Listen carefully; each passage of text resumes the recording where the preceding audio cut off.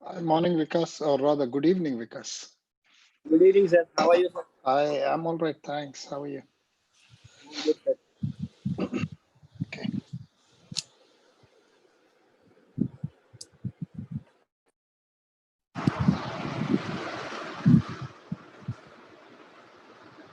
So you'll have to take over as admin, Vikas. Yes, sir. Yes, sir. Once I start recording on my thing, I will hand over the Yes, admin. sir. Okay. Yes, sir. Yes, sir. There are some names which I have removed from the logins. Okay. Okay, sir. Yeah, I'll take it. Yeah, and yeah, some names which were strange to me, and some names which I did not want, I've removed from the login. Yes, sir. Yes, sir.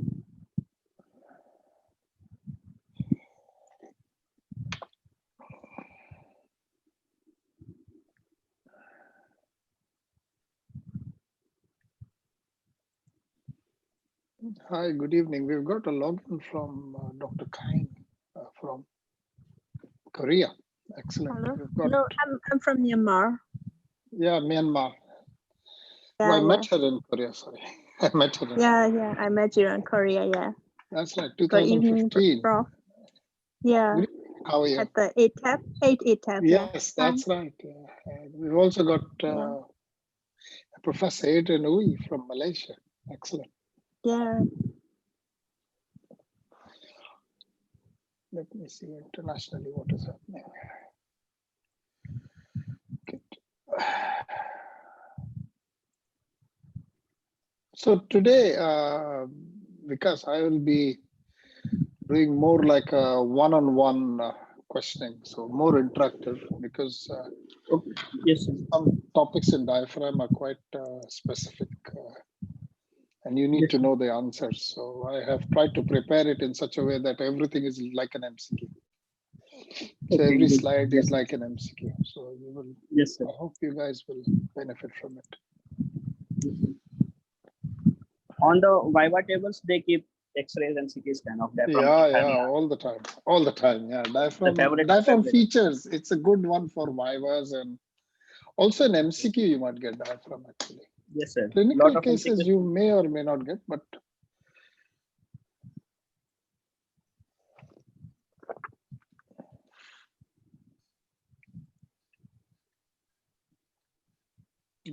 good morning, Adrian. How are you? Good evening, or rather, good night, Adrian. How are you?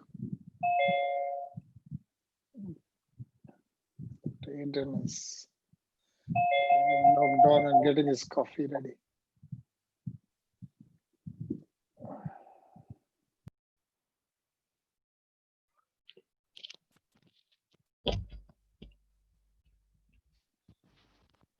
Hey everyone.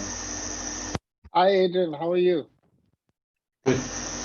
Staying up for this excellent lecture again. Oh my God, you are so sincere.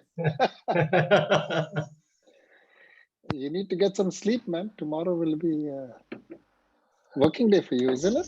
Actually, tomorrow is a public holiday in Malaysia. Oh, really? I see. Yeah, it's the king's birthday, so it's a public Oh, holiday. I see. Okay. So good. Then you can relax today. Get my camera set up. Yeah, that's my camera. Good. How's the family, Adrian? Everyone is good. They're good. You must Good. give my regards. You must give my regards to your wife. It's been a long time since we've met as a family, isn't it? 20. I think when you came to Gurgaon with your wife and children, I don't think we met after that. Right? Yeah, that's right. It's been goodness. 2012 or 13 or something like that. 13, I think. 13 or 14. Yeah, we were going through some of the old pictures, and my wife was a member in your family because they went out shopping together and all that. I have the best of India. The best 1 week of India. Yeah. It was good fun, actually. It was excellent. Really good fun. I think I really enjoyed that conference we had, APAX, Asia Pacific, isn't it?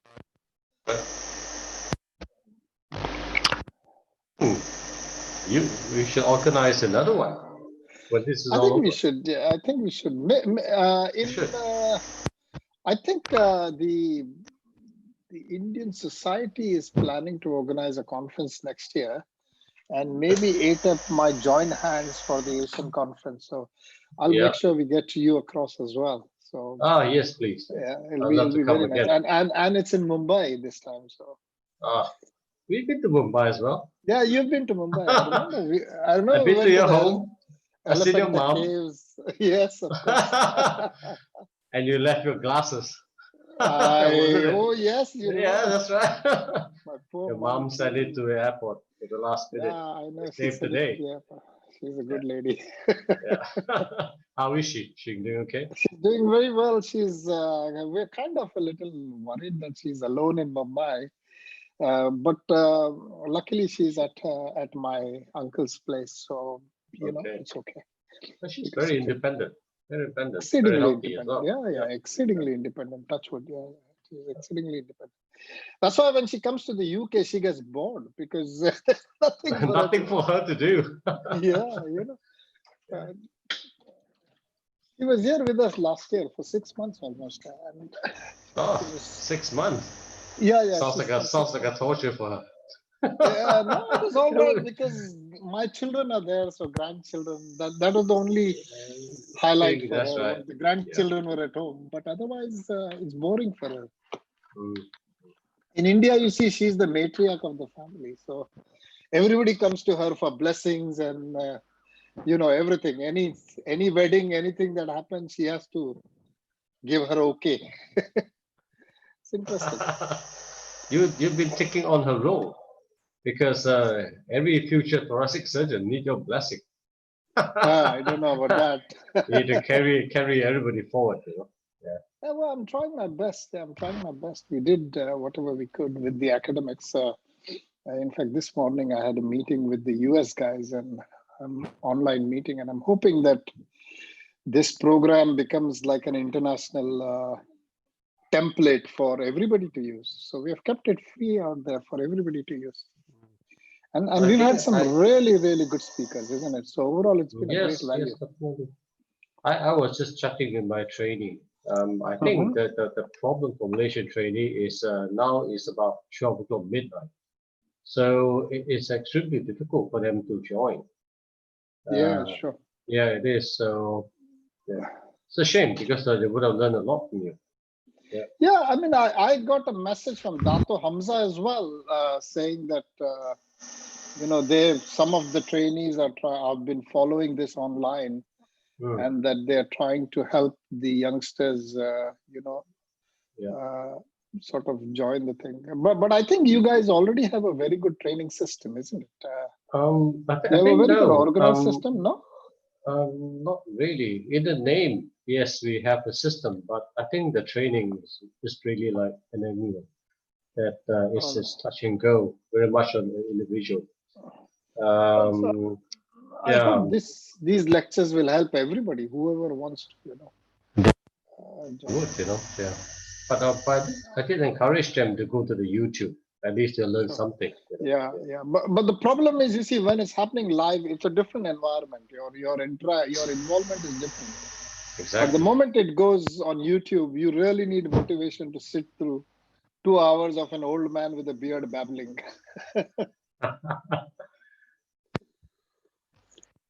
Zamir, Yes. your beard is getting white, so is mine. But at least I shaved them to keep myself look younger. My wife has been telling me that you need to shave it off. I said, no, I want to grow old gracefully. This is going, okay. That's okay. Let this grow. Okay. All right. She's been running after me every day with a scissor, trying to chop it off.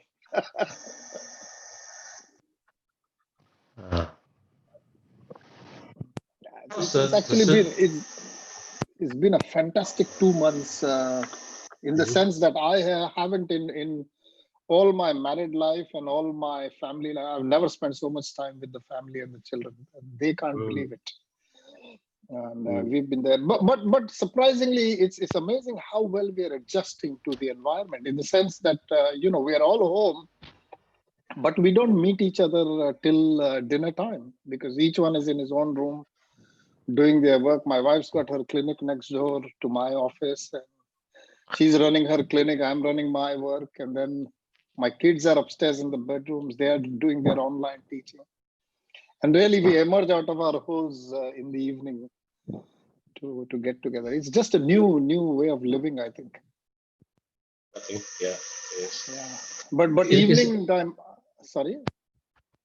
No, I'm just interested. Is it much protest going on in Birmingham? Are you're in Manchester or Birmingham? No, at I'm the in moment? London. I'm in London. Sorry, in I'm London. Yeah, Yeah. no. There was this morning. There was a session in Trafalgar Square, but not that much, because COVID is a bit dodgy at the moment. Our R value, which is the one that the government is publishing to say whether we are under control or not, had gone down to 0.7, but it's come back up to 1, which means one person can infect one person. So there is a little bit of worry about that, whether the epidemic is coming back or not.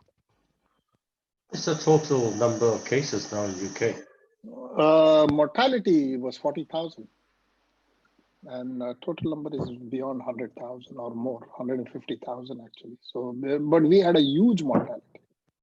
40,000. It's the second highest in the Yeah. The problem is they focused on the hospital and acute care. They forgot to focus on the nursing homes and the old age people. So that's. I think it's not that they forgot. Probably they have limitation. I think it's exposed to limitation of the system. Yeah. So I don't know what was the problem, but there was an issue there. So. 1 minute, Vikas. Are you with us, Vikas? Yes, sir. Hello, Vikas. Yes, sir. Vikas, Yes, who sir. is this Washington Valdeglesias? He was trying to log in yesterday as well. It's not a name that I can recognize at all. 2-3 classes ago, also someone with this name logged in. I don't But know. should I let him come in or not? I don't know who this is. Washington. This is not from our group, no? No. Yes, I think I'll have to probably remove that, because I don't know who it is, and we can't afford to expose our computers to that. Okay, all right. So the time is 5 o'clock. Let me first start sharing screen. Good luck, Zamir. Yeah, thanks, Adrian. We'll catch up. Let me just get this lecture going, and then we'll catch up. And then the next thing I need to do is hand over the. So that is to. So now, Vikas, you're the host. Yes, sir. Yes. So just admit whoever you think you want to admit. It's okay. I don't mind if the group is small, but I do want to make sure all our computers are protected. Okay, all right. Good evening, everybody. Is the recording on? Vikas, can you see that? No, sir, it's not recording yet. It's not recording. Okay, I'll have to probably stop share first. I gotta take back the host. Let me admit all. Let me just start recording. Okay, so now the recording is on. And I'm not going to hand over host to you, because you take control. Yes. And I need to share my screen. Oh, sorry, 1 second. I have to get back in. Share screen. Share screen. And then I have to make you host again. Where are you?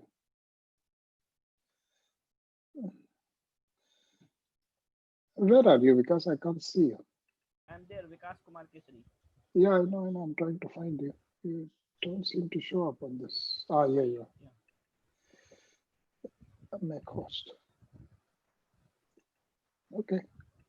All right. So that's good. Okay. Good evening, everybody. Welcome to another session of Thoracic Gurus. I can't see the recording. Is the recording on, Vikas? Yes, sir, it is on, sir. Okay, all right. So today's session is on diaphragm. As you know, a lot of questions come out of diaphragm.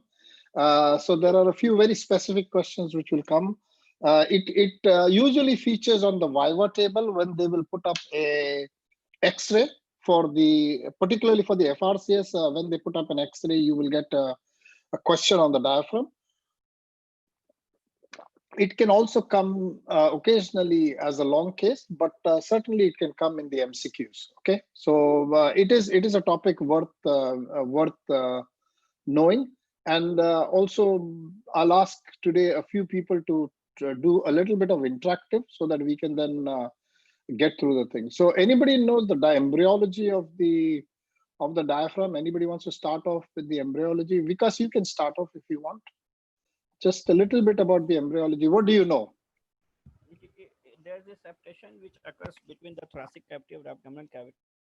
From dorsal mesentery, it arises a septum transversum, which we have shown in the figure. And from front, the pleuroperitoneal folds. And these two fuse to make this thing. This fusion occurs first on the right side and later on the left side. That is why left-sided hernia is more common. Okay. That's good. And the muscles come in from the body wall. The ingrowth of the muscle comes in from the body wall. That's why you get muscles on the periphery and the tendon is always in the center. And there's something called as a dorsal mesentery of the esophagus, which gets entrapped within the growing pleuroperitoneal fold and the septum transversum. Okay. So this is just a basic picture to show you how it looks like. So let's talk about it a little bit. So it's usually between 7th and 10th week of gestation. All right, that's where the diaphragm starts to evolve. There are 4 embryonic components of the diaphragm. One we said is the septum transversum, which comes in from the back. Then there is the right and the left pleuroperitoneal membranes. And then there's the dorsal mesentery of the esophagus. So from the back is the septum transversum. From the 2 sides is the right and the left pleuroperitoneal membrane. And within the 2 approaching folds of the pleuroperitoneal membrane is the dorsal mesentery of the esophagus, which is developing. Usually these muscle fibers migrate from the 3rd, 4th, and 5th cervical myotomes. Okay, this is an MCQ which I saw in the FRCS question bank. So this is there. So muscle fibers migrate from the 3rd, 4th, and 5th cervical myotomes. Where does the diaphragm originate? Tell me all the origins of the fibers of the diaphragm. Anybody wants to take that? Is Nikhil on here and is Bhushan on here? I can't see Bhushan. Yes, sir. Yeah, Nikhil, can you tell me about the attachments of the diaphragm? So diaphragm origin from lumbar vertebra on right side L1, L2, L3 and left side L1, L2, and it insert onto the sternum, GP sternum, lower 6 ribs. And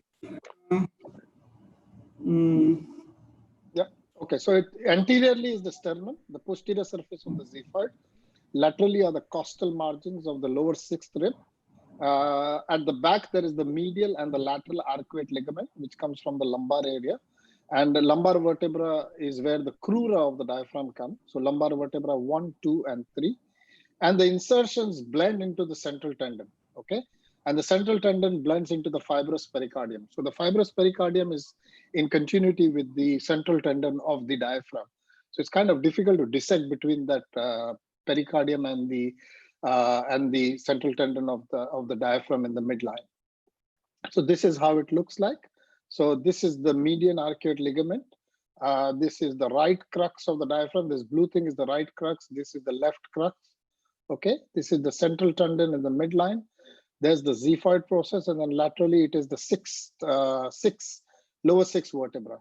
At the back, you have got the medial and the lateral arcuate ligaments, which actually come off the fascia of the psoas major and the quadratus lumborum. Okay. So it's as simple as that. So anterior, posterior, medial, and lateral. That's what you need to remember. Okay. So there is the central tendon and there's the muscular part of a diaphragm. Okay. The crura is part of the musculotendinous part. So where the muscle and the tendon are getting together, that is what forms the crura. There is the right crus and the left crus of the diaphragm. There's the median arcuate ligament, which goes towards the L1. There is the lateral arcuate ligament, which comes towards L1 and the 12th rib. And then there is, all of the diaphragm is actually covered by pleura and peritoneum, except at the top of the area of the liver, which is called as the bare area of the liver. Okay, the bare area of the liver is not of the diaphragm. The area which is in correlation with the bare area of the liver is not covered by pleura and pericardium. This fact you need to know when you are doing resections of the diaphragm. Okay, somebody come in and tell me major diaphragm openings. Can I, sir? Yeah, who's that? Parth, you can take it. Yes, sir. Sir, there are three major openings in the diaphragm. One is at T8 level. That is the opening for the IVC. One is at T10 level. That is no. What else? What else is in the IVC? IVC has right phrenic nerve, sir. Good. And the left phrenic nerve directly enters, directly passes through the left crus, sir. Okay. Next opening is the at T10 level, which through which the esophagus enters, and the anterior and posterior vagal fibers, vagal nerve. And the blood vessels as well. Gastric blood vessels also come there. Okay. Yes. Yeah. What and else? Then T12 level, there comes aorta, the aortic opening. Sir. What else in there? There is azygous vein and thoracic duct. Okay, good. So very important. Huh? This is very important. 8, 10, and 12. You must know this. This is again featured in one of the MCQs. So 8, 10, and 12, and the contents that go along with it. So 8 is called as caval opening, which is IVC and right phrenic nerve. 10 is esophageal opening, which is esophagus, gastric branches of vagus and gastric vessels. And 12 is aorta, along with thoracic duct and azygous vein. Okay, this is important. This one always features in at least one of the MCQs. Okay, all right. So this is what it looks like. All right. So this is the caval opening, this is the esophageal opening, and that's the aortic opening. All right. Okay. Again, if you want to go through the whole thing, so caval hiatus is IVC and right phrenic. Esophageal hiatus is esophagus, anterior and posterior vagus, and the aortic opening is descending thoracic aorta, azygous vein, and thoracic duct. These three facts you must know. Okay. All right. Now tell me. Now the FRCS guys should come in and tell me. Have you got Simran with us? No. Okay. Whoever. Hello. Who wants to come in? Fitun, you want to come in and tell me what are minor openings in the esophagus of the diaphragm? No, sir. Sorry, I'm not prepared. Okay. Can I, sir? Come in? Yeah. Who's that? Parth. Go ahead. Yes, sir. Sir. Excellent, Parth. You're very well read. Good. I'm happy. Thank you, sir. There is a minor opening for hemiazygous through the left crus, sir. Okay. Go ahead. And there is a opening for a sympathetic trunk through the medial subcost that. Okay. Good. Go on. Go to the next one. Then there is a subcostal nerve opening, sir, at the T8 level, sir, through the lateral ligaments, sir. Good. So there are, these are the answers. Now I'm just going to lay it out to you. So there's a lesser aperture of the right crus where the greater and the lesser splanchnic nerves go through. Okay. The second one is lesser aperture of the left crus. So there is an aperture in the left crus and an aperture in the right crus. In the right crus, you've got the splanchnic nerves. In the left crus also, you've got the splanchnic nerve, but add hemiazygous vein, which goes through that. Okay. Then you have behind medial arcuate ligament, you have a hole through which the sympathetic trunk goes. These are direct things which make a hole in the diaphragm. And then behind the lateral arcuate ligament, which is the subcostal, which Parth rightly pointed out, is the neurovascular bundle, the T12 neurovascular bundle. Okay, so it's very easy. Right crus, left crus, medial arcuate, and lateral arcuate. That's what you have to remember. These are the four structures, four tendinous parts of the diaphragm, the four structures. And going through it is the splanchnic nerve, the hemiazygous on the left side, the sympathetic trunk, and the subcostal T12 neurovascular bundle. Okay, so this again can feature in one of the MCQs. That's why I've put it up here for you. So you must know this. Okay, these are very small things. Okay, now who else? Nikhil, come back in. Tell me, blood supply of the diaphragm. Sir, superior and inferior phrenic arteries. Okay, give me more detail. Sir, sometimes it arises from left renal. Not nerves, arteries. Yeah. Okay. Okay. Keep going. Keep going. Sir, Okay. So you have the superior and inferior phrenic artery. Okay. I'm sorry. This is a typo. I didn't want to put it down. And then you have the musculophrenic and the pericardiophrenec. Okay. So musculophrenic and pericardiophrenec go into the IMA. All right. The venous is musculophrenic and pericardiophrenec, which goes into the IMV, the internal mammary vein. But more importantly, is something called as an inferior phrenic vein, which on the right side goes to the IVC and the left side goes to the suprarenal. And this is again important when you're doing resection of the diaphragm, because if you don't know that a vein actually drains into the left side on the suprarenal, you'll cut across the diaphragm and you'll have bleeding, which will retract back into the abdomen. And then you don't do something about it, you will end up with a retroperitoneal hematoma. That is why it's important. And again, this is from the IVC. Okay, remember this. So again, if you cut through the diaphragm and don't know where to look for the for the inferior phrenic vein, then the chances are this will retract back and the IVC will bleed into the abdomen. And if you're coming from a thoracotomy doing this surgery, you will never see this vein. That is why it is important to know that this vein exists. Okay, inferior phrenic vein is important to know, because on the right, it goes directly into the IVC. And on the left, it goes into the suprarenal. And both of them have a nasty tendency of retracting back, particularly when you're doing diaphragmatic resection. So you must know the arterial supply, you must know the venous supply. Okay, it's quite important. All right, nerve supply. Bhushan, is Bhushan there with us or no? Yes, Who else is there? I can't see who is there. Anybody else whose exam going can take it. If Bhushan is there, he can take it. I don't mind. Yeah, take it. Is it making sense? Are you happy with me doing an interactive, or I can just carry on the lecture? I think it's important you guys come out with some answers. Okay, Yes. Tell me nerve supply. Nerve supply, generally motor nerve supply is right and left phrenic nerves, and the sensory is some part from phrenic, what you call vagus also, and intercostal. So, intercostal nerves. Don't forget the intercostal. Okay, so you've got the phrenic, which is predominantly important, but you got to know the phrenic root. Okay, C345. This is one. Again, the reason why you need to know C345 is because there is a concept of diaphragmatic pacing. And because when you get cervical injuries of the C spine, and when you get quadriplegia or you get paraplegia, then the root of the phrenic becomes very important, because once the diaphragm is affected and you get paralysis of the diaphragm, the patient can become ventilator dependent. And then you need to be able to regenerate the phrenic. Okay, so I'll talk about it in more detail. But that's why you need to know C345 is the root of the phrenic. And don't forget the intercostal nerves, okay? It's very important. The peripheral 1 to 2 inches of the diaphragm is actually supplied by the intercostal nerve rather than the phrenic.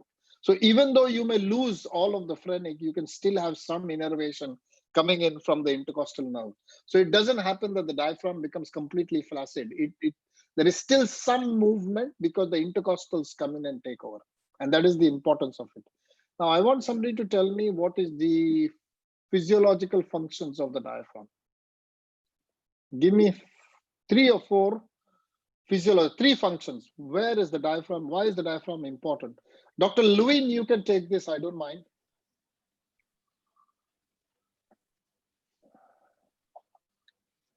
Give me 3 or 4 physiological functions of the diaphragm. Are you with us, Dr. Lewin? Respiration, venous return. So what are the physiological functions of the diaphragm? This is an Viva going on. Somebody take it. Anybody take it, whoever wants to. It is a muscle of active respiration. Yeah, okay. So muscle of active respiration accepted. What else? Diaphragmatic contraction also helps in the venous return to the heart. Okay. And what else? And lymphatic flow through the chylus duct and thoracic duct. And what else? It is a it functions as compartmentalization of the two cavities, thorax and abdomen. And what else? Maintenance of lower esophageal sphincter. What else? Sir, venous return. Yeah, we got that. What else? Maintenance of lower esophageal sphincter. Got that. What else? And it's help in the abdominal straining. Excellent. So don't just think about the chest. Thoracic surgeons, the question comes to you, all of you just think only about the chest. Okay, but don't forget it's a very important muscle in the control of the abdominal cavity as well. Okay, so one is muscle of respiration. Second is abdominal straining. It is part of the defecation, micturition, and parturition phenomenon. The diaphragm is very important. In fact, when you get diaphragmatic paralysis, the three of these things get affected. So you do get constipation, you do get urinary retention, and labor becomes a real problem when you are got paralysis of the diaphragm. So please, in the exam, do not think just of the chest. Think also about the abdomen. Okay, so it's a very important part of the straining, the abdominal straining. So defecation, micturition, parturition happens because of the movement of the diaphragm. And of course, venous return, it's very important. It controls the abdominal pressure. So contraction of the diaphragm increases the abdominal pressure and decreases the negative pleural pressure. Okay, so when I say increases, which means the negative pleural pressure becomes more, and as a result of it, the venous return moves up into the heart. Okay, so this is very important. These are the three physiological functions of the diaphragm, and then other things are important like maintaining the G junction and stuff like that. But at least the three basic ones are here. Okay, now chest X-ray of a diaphragm. Okay, so what do you see in a chest X-ray? Anybody wants to tell me? If I put a straight chest X-ray in front of you, what do you look for when you look for in the diaphragm? Tell me normal things about a diaphragm. Nikhil, you can take this. Okay. Nikhil can take this if he's there, or yes, whoever sir. said yeah. Dome of diaphragm, okay. Costophrenic angle, cardiophrenic angle. Say some things about it, Nikhil. Say each one. Tell me. So, what is the level of the dome? Which is more normal? Which is not normal? Sir, stuff like that. On the right side, the dome will be at around 6th intercostal space. While better to say it in relation to the left. So right versus left, what is the orientation? Sir, left one is at lower level compared to the right. So right is 1 or 2 spaces higher than left. Very good. Excellent. What else? Costophrenic, cardiophrenic angles, you said something. Tell me about it. So the left is never higher than the right. Okay. Right. Yeah. What else? It's a cardiophrenic and costophrenic angle. So what is the significance of the cardiophrenic and the costophrenic angle? So costophrenic clinical significance of cardiophrenic indicates accumulation of fluid. How much fluid is needed? 500 ml. Very good. So you must know this figure. Okay, 500 ml is needed to obliterate the costophrenic angle. What else? So for cardiophrenic. Keep talking. So for cardiophrenic angle, it indicates a fat or midest widening. What causes opening up of the cardiophrenic angle? What causes an acute angle becomes an obtuse angle? Emphysema. Which conditions make an acute angle obtuse angle? Emphysema. Good. Emphysema. Yeah, absolutely right. Okay. So there's widening of the costophrenic angle in severe emphysema, and there's obliteration of the costophrenic angle in about 500 ml of pleural fluid. Okay. So these are just some facts which I put up for you to see, and this is the And gas under the diaphragm is very important. So there is never gas under the right dome of the diaphragm. Okay. There is always gas under the left dome of the diaphragm. Now give me some conditions which can cause gas under the right dome of the diaphragm. Parth can come in if he wants to. Yes, sir. Sir, one is peptic perforation. Good. Duodenal perforation. Duodenal perforation. Duodenal perforation. Yeah. Yes, sir. Okay. What else? Gastric perforation. Then, in case of cardiac surgery, sir, when there is iatrogenic opening of the diaphragm when performing dissection. Yeah. What else? In your clinical practice, what are the common? What else have you seen? Where else have you seen gas under diaphragm? And normal post-laparotomy. Post-laparotomy. Okay. More importantly, post-laparoscopy. More important, post-laparoscopy. Okay. And any perforation of the bowel can actually cause gas under the diaphragm. Okay. So let's look at this and understand the whole thing. So this is the cardiophrenic angle. This is the costophrenic angle. 500 ml will obliterate this. The apex of the diaphragm usually comes in the mid-clavicular point. This is the mid-clavicular point. And usually it corresponds with the anterior margin of the sixth rib. So that's how you look at the diaphragm and you understand that. Okay. And then this is the fundic shadow. Very important. All right. Okay. Let's look at pathologies of the diaphragm now. Now I'll start talking about it. So the various pathologies of the diaphragm are paralysis of the diaphragm, which I'm going to cover today. Okay. I'm going to cover all of these. So paralysis, then there is eventration of the diaphragm. Then there is hernias. Hernias are of two types, and each one I'm going to cover separately. One is the congenital hernias of the diaphragm, and the second is the hiatus hernia of the diaphragm. Hiatus hernia around the openings of the diaphragm. Then you have a pathology of rupture of the diaphragm, which can happen in some conditions. And then there is tumors. And then last is miscellaneous conditions, which I'll ask you a few questions on, specific to some syndromes which are associated with the diaphragm. So this is my topic for today, and this is what I'm going to cover in great detail. Okay, so let's look at paralysis of the diaphragm. So the reason why the diaphragm can get paralyzed are multifactorial. You have to start all the way from the brain and go all the way to the periphery. Okay, so you can get central nervous causes of problems. You can get motor neuron disease. You can get nerve root lesions. You can get peripheral nerve injuries. You can get myopathic injuries, which means the muscle in the diaphragm gets involved.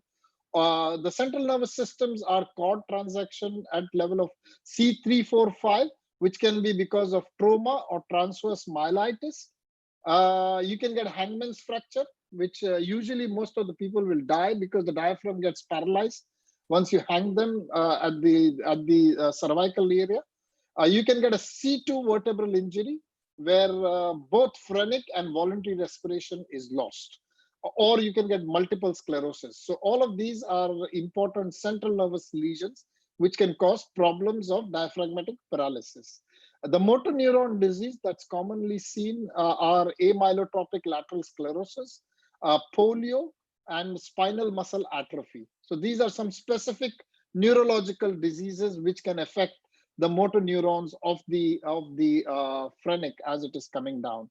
Nerve roots that can get involved in cervical spondylosis or can get involved in trauma, particularly in road traffic accidents, when you get whiplash injuries or you get transection of the cervical ribs. Peripheral nerves can get involved.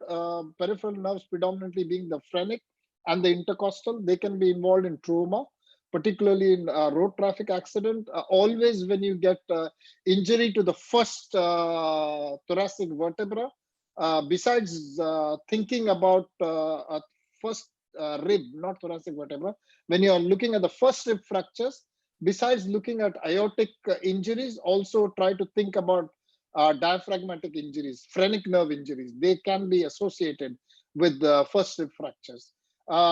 This is a separate thing. Iatrogenic, I'll talk in more detail as a separate slide. So very often you can actually damage the phrenic nerve by procedures that you do, and I'll talk about it in a minute. Infections can happen of the phrenic nerve. The common infections are viral infections. Sometimes you can get bacterial infections, but viral infections are the common ones that affect the phrenic. You can get compression and invasion by local structures. of the phrenic, suggesting that there is either lymphadenopathy or there is tumor which is compressing the phrenic.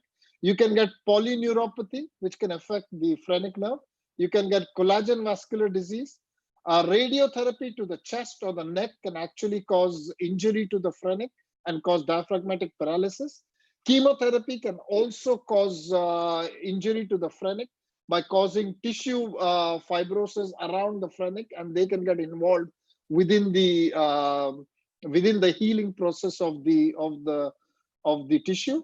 Diabetic neuropathy is important, and idiopathic, which means you really don't know the cause.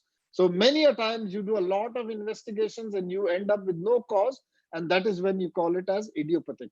Now, I have taken particular effort to put all these in there because this is an important topic when you deal with diaphragmatic paralysis and when you're trying to decide which patient needs plication and which patient needs conservative management and which patient needs pacing. So it is important to know the cause of the underlying phrenic nerve paralysis. So most of the ones there where we will get involved will be where the phrenic nerve is paralyzed. Now, important thing to know is iatrogenic causes of phrenic nerve paralysis. This is a question which we ask often in the Viva table. What do you think causes phrenic nerve palsy or phrenic nerve paralysis? So number one is insertion of central venous lines. You actually are putting in needles into that area, and unknowingly you may actually injure the phrenic nerve. When you're doing cardiac surgery and you are going on circulatory arrest and things like that, you put ice cold saline and you put crushed ice around the pericardium, and one of the side effects, unfortunately, of the ice cold saline is you might end up with phrenic nerve paralysis. If it's unilateral, usually maybe unilateral. If it's unilateral, you'll get away with it. If it's bilateral, you'll really struggle because the patient will not be able to come off the ventilator. So important to remember this in cardiac surgery. In the thoracic world, thymic and thyroid surgeries, you can actually damage the phrenic nerve. Usually this is a unilateral damage, and most of the times it's a thermal damage, which means that you actually try to dissect the fat around the phrenic nerve, but unfortunately you used diathermy or you used an energy source which had too much lateral spread. And so most often the injury to the phrenic nerve in thymic surgery, in a thymectomy, is usually not because of a direct injury, but because of lateral spread. Very occasionally, sometimes when you're dealing with thymomas or you're dealing with cancer of the thymus, then you might actually find that the tumor actually involves the phrenic nerve, i.e. it usually collects around the phrenic nerve. And sometimes in these cases, I have electively transected the phrenic nerve to allow for the complete resection of the tumor. But most of the times, if you're careful, you will be able to dissect the phrenic nerve out of the tumor. If you do transect the phrenic nerve at the time of the operation, then you have two options. One is that if it's a fit young guy, then he may be able to withstand the unilateral diaphragmatic paralysis and you can just wait it out. Or worried about the respiratory function of this patient, then you may actually electively do what is called as a plication of the diaphragm at the time of the surgery. So while you're taking out the thymoma, you can get into the side that you've taken out and you can actually plicate the diaphragm, and that will make sure that the patient does not have post-operative respiratory compromise. The other things are during mediastinal tumor resection, so not just thymic surgery, but also any major mediastinal tumor like a germ cell tumor or anything else, you may actually injure the phrenic nerve either accidentally or deliberately, which means you're trying to get resection margins clear. And occasionally when you do surgery on the lung, you may actually deliberately crush the phrenic. And if you're lightly crushing it, you will cause neuropraxia, which means that the diaphragm will be injured for a few hours to a few weeks, or you may actually inject it with lignocaine or marcaine, which again is only for a few hours. So these actually can cause long-term problems with the patient. And more importantly, when you're doing lung cancer on the left side, when you're doing systematic mediastinal nodal dissection, particularly around station 5 and 6, you may actually end up injuring the phrenic medially or the recurrent laryngeal nerve laterally. So you've got to be very careful when you're dissecting in this area, that you actually identify and make sure that you do not use energy sources next to these next to the phrenic nerve. Okay, so quite important to preserve the phrenic nerve. The compressions that can happen could be either because of benign lymph node disease, so mediastinal lymphadenopathy secondary to either sarcoidosis, or it could be secondary to lymphoma. So you got to worry about that. Malignant lymph nodes. Other benign causes are tuberculosis. So tuberculosis and sarcoidosis in the benign category. In the malignant category, it could be lymphoma, it could be lung cancer, it could be anything with the spread to the mediastinal lymph nodes can have involvement of the phrenic. So you can have malignant tumors themselves eroding into the phrenic nerve, particularly tumors in the right upper lobe and the left upper lobe, or tumors in the pancoast area. So these can actually invade into the mediastinum, and very often the medially placed tumors can cause invasion of the phrenic nerve. And this might very often be the first symptom that you see, and patient does not complain of anything else except shortness of breath while lying down when he goes supine. And then you do a CT scan and things, and you realize actually the underlying cause is a malignant tumor. So very important. You cannot take this symptom lightly. So you have to investigate. And sometimes in chronic cases, you might get pleural plaques near the diaphragm, which or at the apex of the lung, secondary to asbestos exposure, which may actually contract and involve the phrenic nerve within its domain. And the one thing which I probably forgot to mention is mediastinal fibrosis. So fibrosing mediastinitis can sometimes involve the phrenic nerve and cause, compression of the phrenic nerve and present itself as a diaphragmatic paralysis.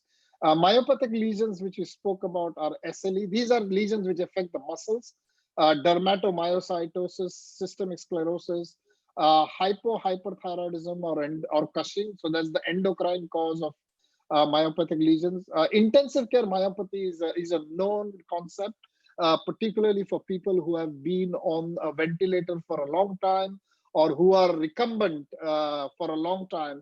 Then they lose the ability of the diaphragm. All muscles undergo myopathy, and unfortunately, when the diaphragm undergoes myopathy, then you really have to retrain the diaphragm to learn how to breathe again. So it's a very, very well-established concept, an intensive care myopathy in chronic long-term patients who are in the ICU. Amyloidosis and idiopathic. When you don't have any other cause, you call it idiopathic. So this is the whole gamut of things which you will come across when you're dealing with diaphragmatic paralysis. So on this side is normal expiration. This is normal inspiration. But when you get paralysis, this is what happens. It's a paradoxical movement. So the diagram C is the one which shows you what happens in a paralytic diaphragm. There is a paradoxical movement. So this is normal expiration, normal inspiration, but this is a paralysis. And unfortunately, this aggravates the respiratory physiology in a patient. So again, the thoraco-abdominal movement changes. So when you have in a normal breathing, the abdomen will go out, the chest will go out, but in a paralyzed diaphragm, unfortunately, the abdomen will go in and move the diaphragm up. And that makes the paradoxical respiration even worse. And that is what causes compromise in the respiratory function of the patient. So what are the compromises that you will see? So one is the paradoxical ascent, which I showed you in the picture. There is loss of rigidity of the central tendon. Hence, the diaphragm is not able to create the pressure that is needed for expiration or inspiration. There is reduced ventilation. And usually the reduced ventilation is on the contralateral side, and on the side of the paralysis, there is minimum ventilation. So reduced ventilation on the contralateral side, and minimal ventilation on the paralyzed side. Both of these do not help in the normal functioning of the respiration. As a result of which, there is a physiological shunt And because there is a physiological shunt, there is a ventilation perfusion mismatch. And that is what causes the dyspnea. So the dyspnea is usually because of a ventilation perfusion mismatch, which happens because of the abnormal movement of the shunt, and gets more aggravated when the patient is either in the supine position or when the patient puts in effort. So most of the time, the dyspnea from a diaphragmatic paralysis is an effort dyspnea or a supine position dyspnea brought about by the physiological shunt and the ventilation perfusion mismatch. Did you understand this concept? It's important to understand this concept. Just give me a yes quickly or Yes, a sir. no. Yeah, did it make sense? This is actually from, again, one of the MCQs. Okay, so this is important. You must know how paralysis of a diaphragm causes symptoms. So it's not just because because the diaphragm is paralyzed, but because it affects the ventilation. And what is asked is what happens on the same side and what happens on the other side. You must know this concept. It's quite important. Okay, all right. Okay. So just symptoms are quite normal. One is patient could be completely asymptomatic. Incidentally, you might detect a paralytic diaphragm on a chest X-ray. Usually, more often than not, is exertional. Usually, the effort. So normal breathing, they are okay, but the moment they put in an exertion or they put in effort, they get dyspnea, and again, they get dyspnea when they're lying down. So both of these are classic symptoms of diaphragmatic paralysis. Okay. Immersion dyspnea is another classic example, particularly when they are in a swimming pool. So they are normal going about their daily life, but sometimes the patient will say, I used to swim quite well before I had this illness, fever. And now I'm finding that when I get into the pool, my breathing capacity has gone down and I can hardly do a lap. And this is a classical sort of symptom which patients may present to you after a viral illness. So there is the abdominal paradox. I showed you the picture where the chest goes up and the abdomen goes down. So some people will say, I'm feeling something strange in my abdomen area. When I'm breathing, it just doesn't feel right. So the abdomen is drawn inward during inspiration, particularly happens when there is unilateral pulse. Okay. So the commonest investigation that you would do, which would be a chest X-ray, and this is a standard chest X-ray where your left side has gone higher than the right side. Again, you're wondering what is happening here. Again, here the fundic gas shadow is important. You look for the fundic gas shadow, and the fundic gas shadow will give you an indication that the one side is higher than the other side. If you do a CT scan, then you will see abdominal contents, but they are not coming through like a hernia. They are actually pushing the whole diaphragm up, and one side, the movement is affected. In addition, how would you investigate somebody with a diaphragmatic paralysis? Now, somebody come in and give me this answer. Whoever wants to come in, give me this answer quickly. Nikhil. Yeah, Nikhil, give me answer. How do you investigate diaphragmatic paralysis? Sir, chest X-ray. Okay. CT scan with reconstruction. Yeah, with the but which abdomen CT scan? CT scan thorax with the and abdomen. abdomen. Don't forget thorax and abdomen. Abdomen. You know what's happening in the abdomen. What else? Now conduction study of the phrenic now. Okay. Fluoroscopy. Okay. Yeah. Sniff test. That means you take a deep breath in and do a sniff test. What other way can you do sniff test?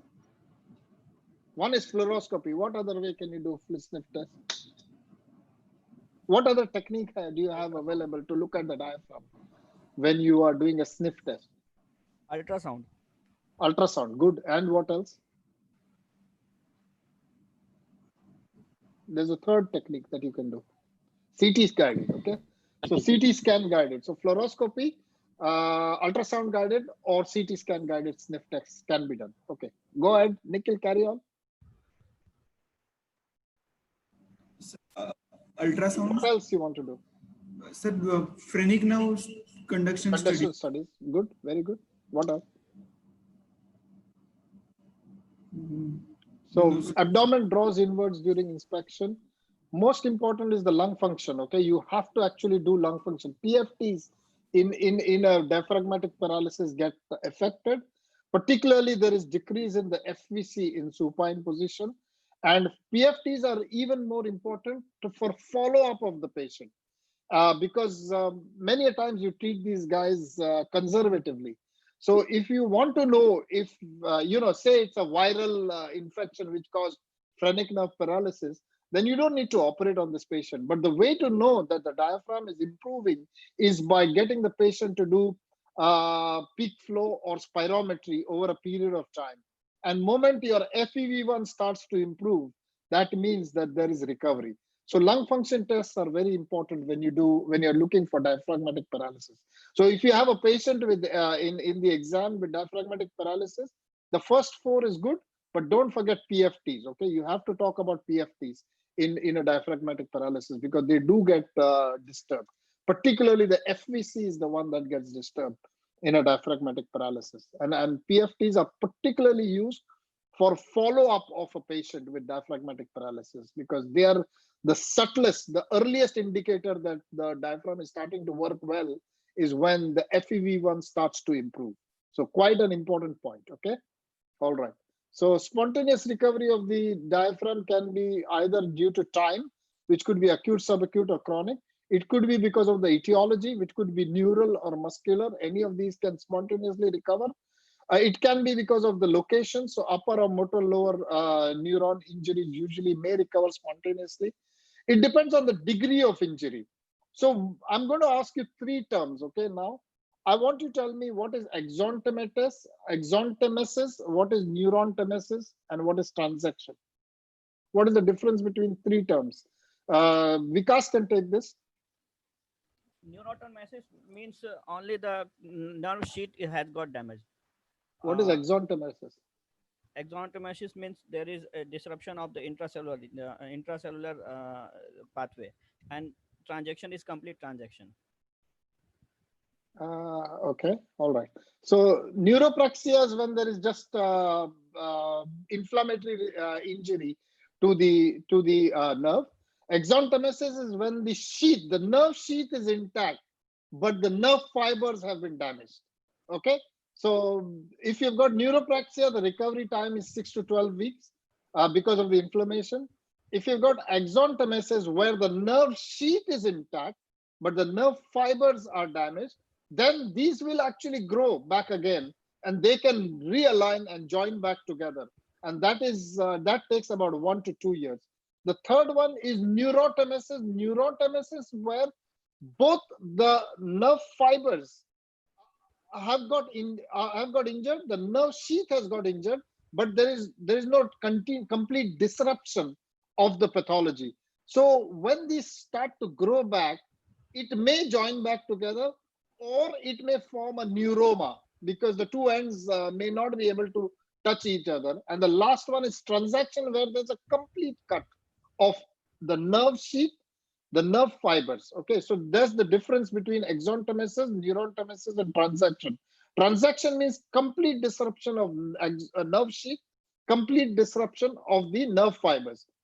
Exontemesis means means disruption of the nerve fibers, but still intact nerve sheath. And neurontemesis means transaction of the nerve fibers, but partial disruption of the nerve sheath. So you may get a neuroma formation with neurontemesis. With exontemesis, because the nerve sheath is intact, they can actually grow back and they have a good outcome, but takes time. Transaction unlikely to recover because there is no way A can meet B. Okay, so that's the difference between the 3. You must know this. Okay, what are the management of diaphragmatic paralysis? There are 3 managements. One is the conservative management, one is plication of diaphragm, and third is pacing of the diaphragm. And I'll try and tell you a little more detail about the lower 2. So let's look at the plication. The conservative management is time, and time will heal, and you do supportive management and make sure there is no chest infection, antibiotic cover, prophylaxis, etc. Okay. Let's look at the surgical management. So plication of diaphragm is the main thing that we need to know about. So you can do a plication by many techniques. You can do it open, you can do it by wax, or you can do it by robotics. You can approach the plication either with a thoracic approach or you can approach by an abdominal approach, depending upon what type of a surgeon you are and what is your level of comfort. You always start your plication at the central tendon. So your stitch should go into the center and you go laterally. Okay. That is the standard way to do it. There are 3 techniques of plication. One is called as the keeling technique. The second one is called as a single layer interrupted non-absorbable Teflon pledgeted suture. So one is keeling, one is single layer non-interrupted, and the third one is imbrication refitting technique. Okay, and I'll show you the 3 techniques in a minute. So this is called as keeling technique. What happens in a keeling technique is you take sutures and then you take a second layer on top of the first layer. So the second layer buries the first layer, and that is called as a keeling technique. So here we are. Keeling means keel of a boat. Keel of a boat is like this. So each layer that you take, subsequent layer that you take, buries the previous layer underneath. So you get a more stronger repair of the diaphragmatic paralysis. A single layer interrupted technique is, here is your paralyzed diaphragm. You start from here and you pull it out together. So you bring it one on top of the other, and then you put multiple interrupted stitches. And most of the times these interrupted stitches are fixed in place by a Teflon pledget. So here you have one stitch, second stitch, third stitch. So this is usually just a single layer closure. And you get from the periphery, you bring it all together and bring it into the center and fix it with interrupted stitches. So that's the second technique. And the third technique is called a central imbrication, where you start from the central tendon and make multiple stitches, and then you imbricate everything together. So the central tendon gets tight and the muscle then starts to take over, and you get a tight diaphragm. So this is called a central imbrication keeling, okay, where you are causing. And if you are not happy with one layer, you can actually repeat it with a second layer on top. So you can start beyond here and go beyond here. And so you can bury it one over the other. But this is like a continuous stitch rather than the interrupted stitch that you saw in the previous repair. There are other techniques which have been described. There's a radial plication technique where you take multiple interrupted sutures along the periphery of the diaphragm. And the reason why they have described this technique is because the nerve supply is all in the center of the diaphragm. And so they say that if you actually want to avoid damage to the nerve supply, then it's better to go radially and stick radially and do. If you want one layer, if you can have another layer come out from the periphery this way. So you can have multiple layers coming from the lateral to the medial so that you avoid damage to the nerve supply in the midline. These are other techniques that are described where you can actually use a single long Teflon pledget on the 2 sides, and you can then tighten it and bring it all together so that it becomes taut. See, this is a central imbrication keeling technique. This is the one that we're talking about. So multiple stitches, everything to just plicate it all together and get a nice taut repair. This is how I do it with robotics. I personally like to do diaphragmatic plication by the robot because it really allows me to take very nice sutures. And again, see, my stitch is coming in through the abdomen, through the chest wall directly. So I'm not even putting an extra port for the stitch to come in. And there are many times I've used various techniques. This one in this particular patient, what I'm using is called as a circular keeling. So I am doing circular stitch all around and causing the central tendon to go down, and multiple stitches are being taken around. So you're getting a nice sort of grasp of the whole diaphragm and bringing it around. And then the beauty of robotics is again that you tie it exactly like an open surgery. So there I am, I've done one layer, and then I will do what is called a keeling, which I'll go around in a second knot. So this is, I'm tying it off. Again, it has to be a non-absorbable suture. But nowadays you have something called as a V-lock suture. So you can use a V-lock suture if you like. A V-lock suture will allow you to go through and it doesn't come back. So that's a nice way to get a good taut diaphragm. So here I am again taking a second layer So my second layer is again going around, but when you do this, you got to be very careful that you lift up the diaphragm so that you do not put your needle through the intra-abdominal contents. That is one of the risks that you can have. You can actually injure the abdominal content. So you got to really lift it up wide of the stomach and the bowel to make sure that you're not taking a stitch through there. And so here I am taking a second layer circular around, trying to bury my first layer. So my first layer has gone down and my second layer is coming on top of that. Some surgeons actually, what they do, particularly when they are operating for eventration of the diaphragm, is they lift up the whole diaphragm and put a stapler across the weak part of the diaphragm, and then they put a mesh on top of the diaphragm to get a proper approximation. So this is a good enough technique which gives you good outcomes, and particularly with the robot, I'm telling you, the suturing of the diaphragm is like a piece of cake. It's almost as if you're doing it in an open surgery. So in this area, I'm actually doing 3 layers because I want to get good approximation. Again, I'm also doing a horizontal layer. Can you check that? So it completely depends on what is needed on the table. You have to make your call. So I've done a circular layer and then I've done a horizontal layer as well to get good approximation of the diaphragm. So here we are. This is the preoperative area, and that's the postoperative chest X-ray. The diaphragm is nice and low down, and this is what you want. You want to lose the dome shape of the diaphragm, and you want to get a horizontal, taut diaphragm, and that will help the diaphragm to then. That will help the respiratory function to improve.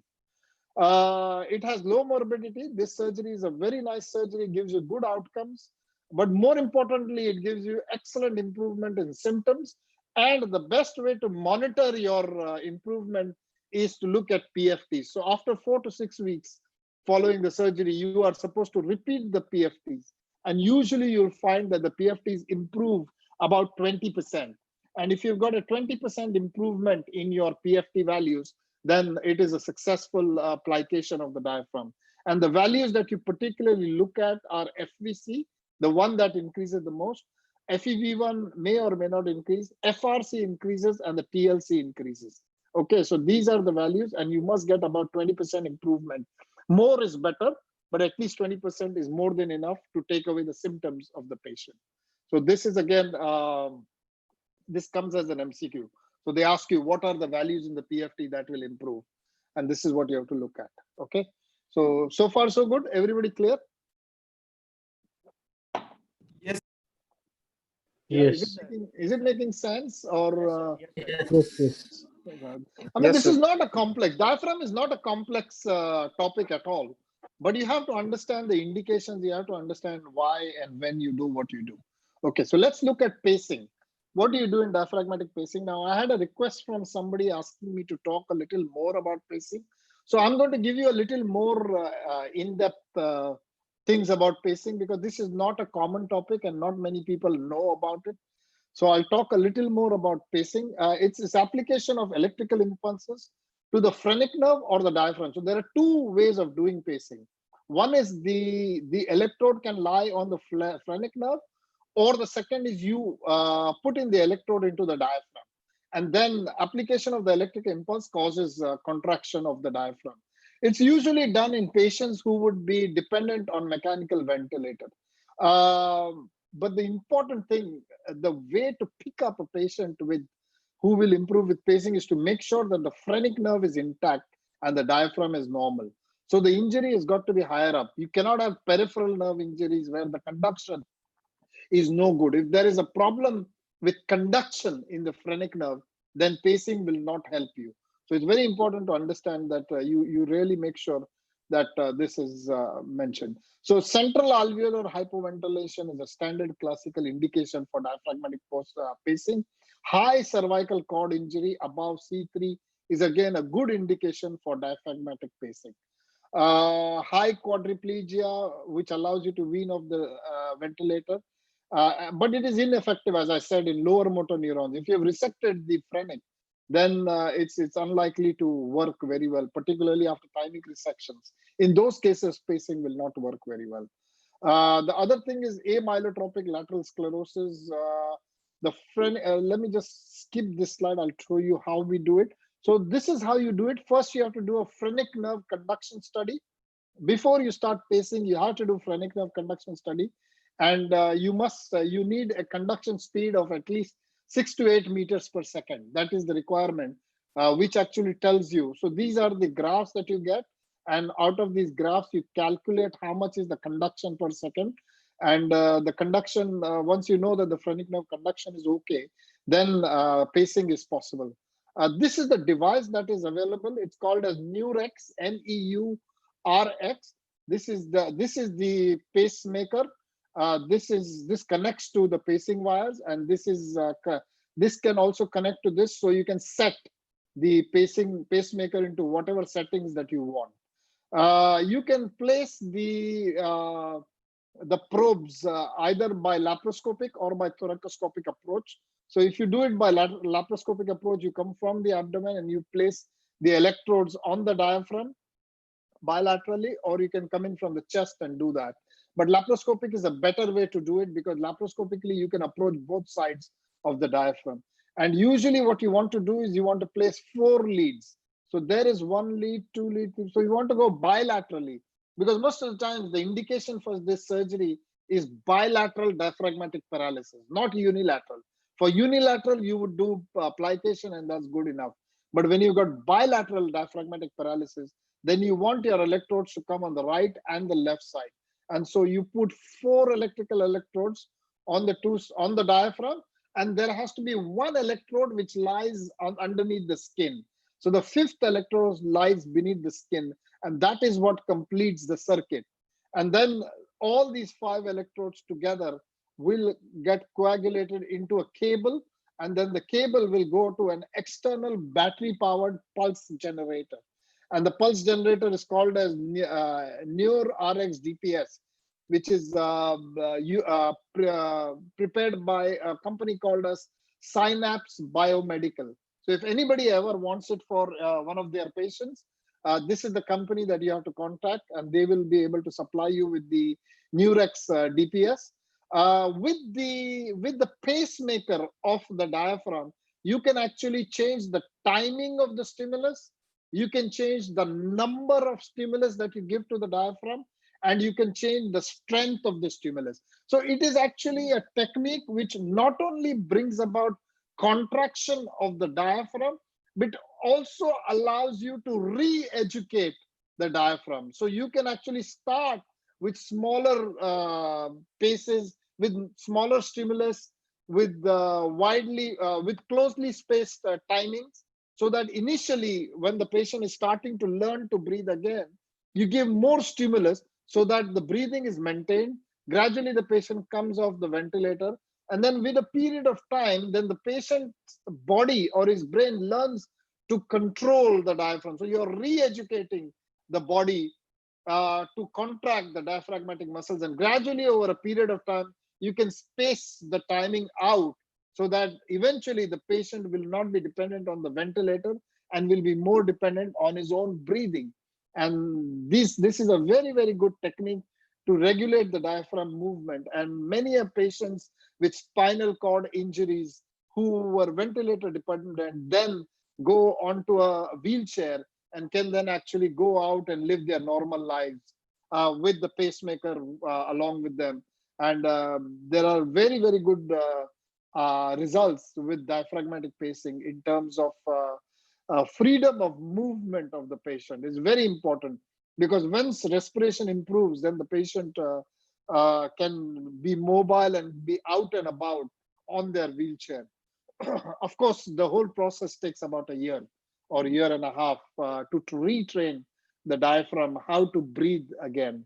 So this is the sort of thing. These are the pacing devices. This is the pacemaker which lies outside the body. So this is the Neurex DPS which is available.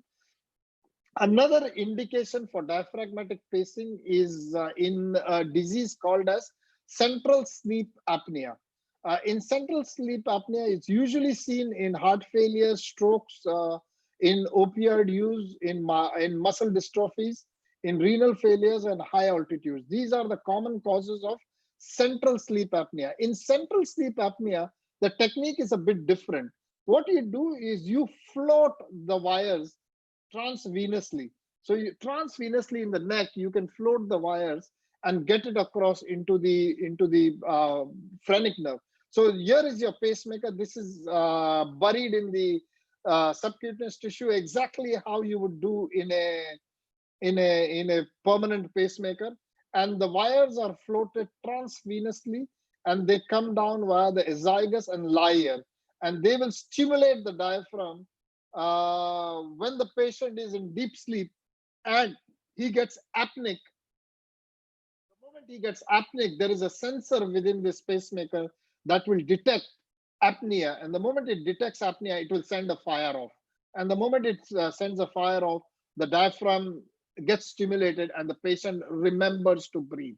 Okay, so it is a central sleep apnea. This is a completely different indication. So here the diaphragm is not paralyzed. Here the diaphragm forgets to breathe when they go into sleep apnea. And so what you're doing is allowing that pacing device to stimulate the diaphragm and to break the cycle of sleep apnea. So the moment you break the cycle of the sleep apnea, then the brain takes over and you start breathing again.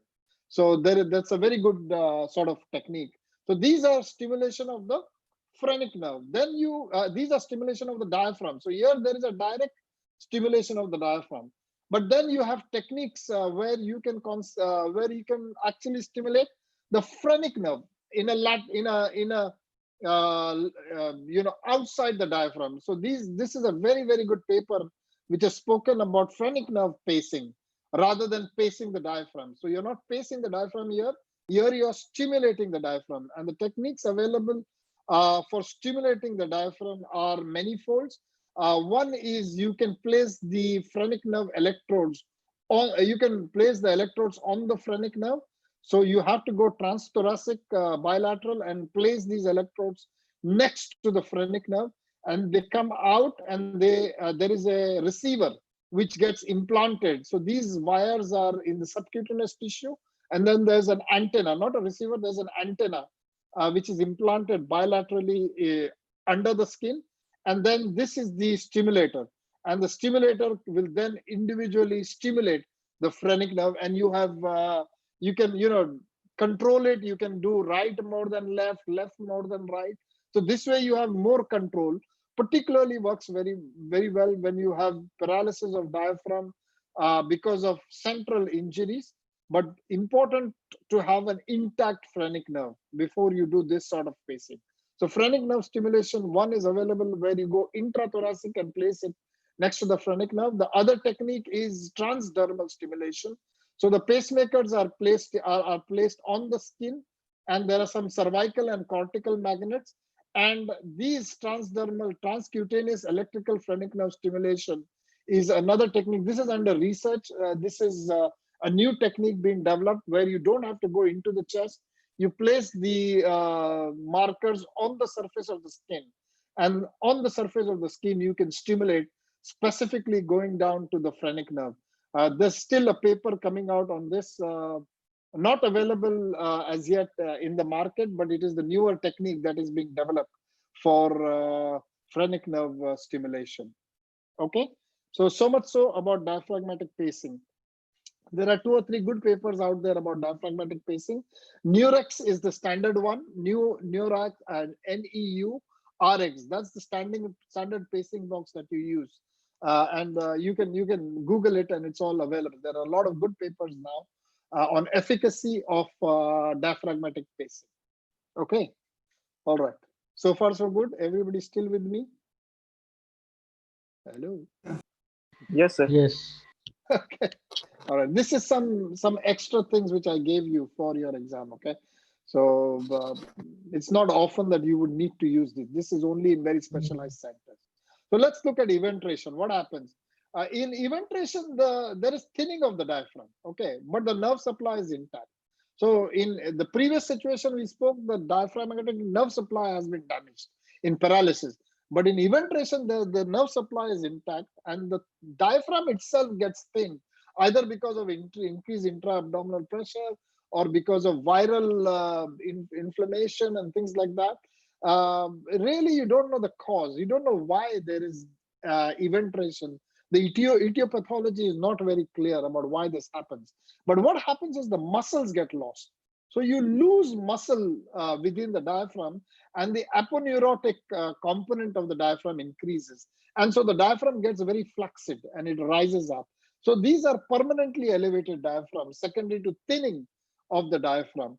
And usually this is unilateral. So very surprisingly, if it was a systemic disease, it should have happened bilaterally. But usually eventration is seen unilateral. And it may be acquired, it's commonly acquired, but maybe congenital. So sometimes in some people, they have congenitally thinned out diaphragm. And in fact, they're asymptomatic. And they go through life and one incidental chest X-ray will pick it up. So it doesn't mean that you have to operate on every single eventration, okay? So it is quite important to operate on the ones that are symptomatic with it. And commonest symptom is exertional dyspnea. So same philosophy as paralysis of the diaphragm, but a different pathology. It is the nerve supply is intact in this sort of a, so here is the eventration of the diaphragm. Here you can see the diaphragm going up. Standard investigations are chest X-ray, but both AP and lateral are important, not AP, PA, sorry, that's my typing error. So PA and lateral, CT scan multi-slice reconstruction is mandatory. You have to reconstruct in various zones, coronal, axial, sagittal, all three zones to see exactly what is happening with the eventration. The sniff test is quite diagnostic. It gives you an idea of whether the diaphragm is innervated or not. Okay, in a paralytic diaphragm, you will get no movement. It is a neurogenic, non-innervated diaphragm. Whereas in a eventration, the movement of the diaphragm is not a problem. It is the thinning of the diaphragm and increased intra-abdominal pressure which causes the diaphragm to go up. So the movement of the diaphragm is maintained in an eventration. You must do phrenic nerve conduction test because you have to rule out whether this is a neurological cause or not. And PFTs are quite important, particularly for follow-up of the patient, because you want to know how well the patient is doing after your treatment. What are the differential diagnoses for phrenic for diaphragmatic eventration? Unfortunately, when a lot of people who see these chest X-ray, these are all case reports which have been reported in literature. Okay, people have thought that it was a pneumothorax at the left on the left side, and they have put in chest drains. I mean, there are case reports of chest drains being inserted, diagnosed as a pneumothorax by mistake. People have mistaken them for pleural effusions because there was a little whiteout and things went out and people put in chest drains and then realized that this was eventration of the diaphragm. A large bulla in the left lower lobe or the right lower lobe can actually look like an eventration. If you're not careful, you may mistake it and put in chest drains. Or hernias. Hernias are frequently mistaken for eventration of the diaphragm. So it's quite important to know the differential diagnosis so that you are able to pick up the correct pathology. So this is look at this. This is a chest drain put in for a large eventration of the diaphragm. Somebody thought this was a pleural effusion. They did a chest X-ray and they thought this was a pleural effusion, and the chest drain was put into it. I mean, it's absolutely crazy. Somebody thought this was a eventration, and somebody thought this was a bulla and operated on this patient for a bulla in the left lower lobe, and unfortunately it turned out to be this. So it is important that you should not the consent has to be there for doing lung resection rather than a consent for eventration. So it can be frequently mistaken, and so you have to have good visual imaging to tell you what exactly you're dealing with. Okay, in majority of the cases, if it's just an incidental finding and the patient is asymptomatic with very, very minor symptoms, you don't need to treat. You don't need to treat all eventrations.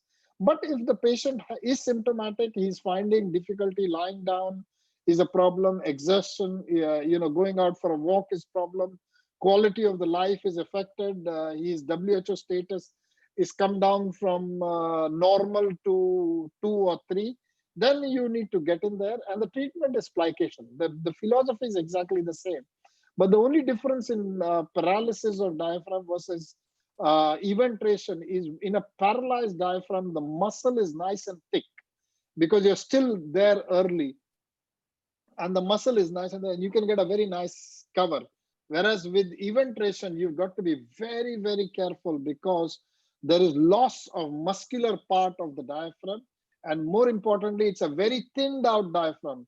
So when you take your bites, there is a high chance that you might actually put a bite through the intra-abdominal area.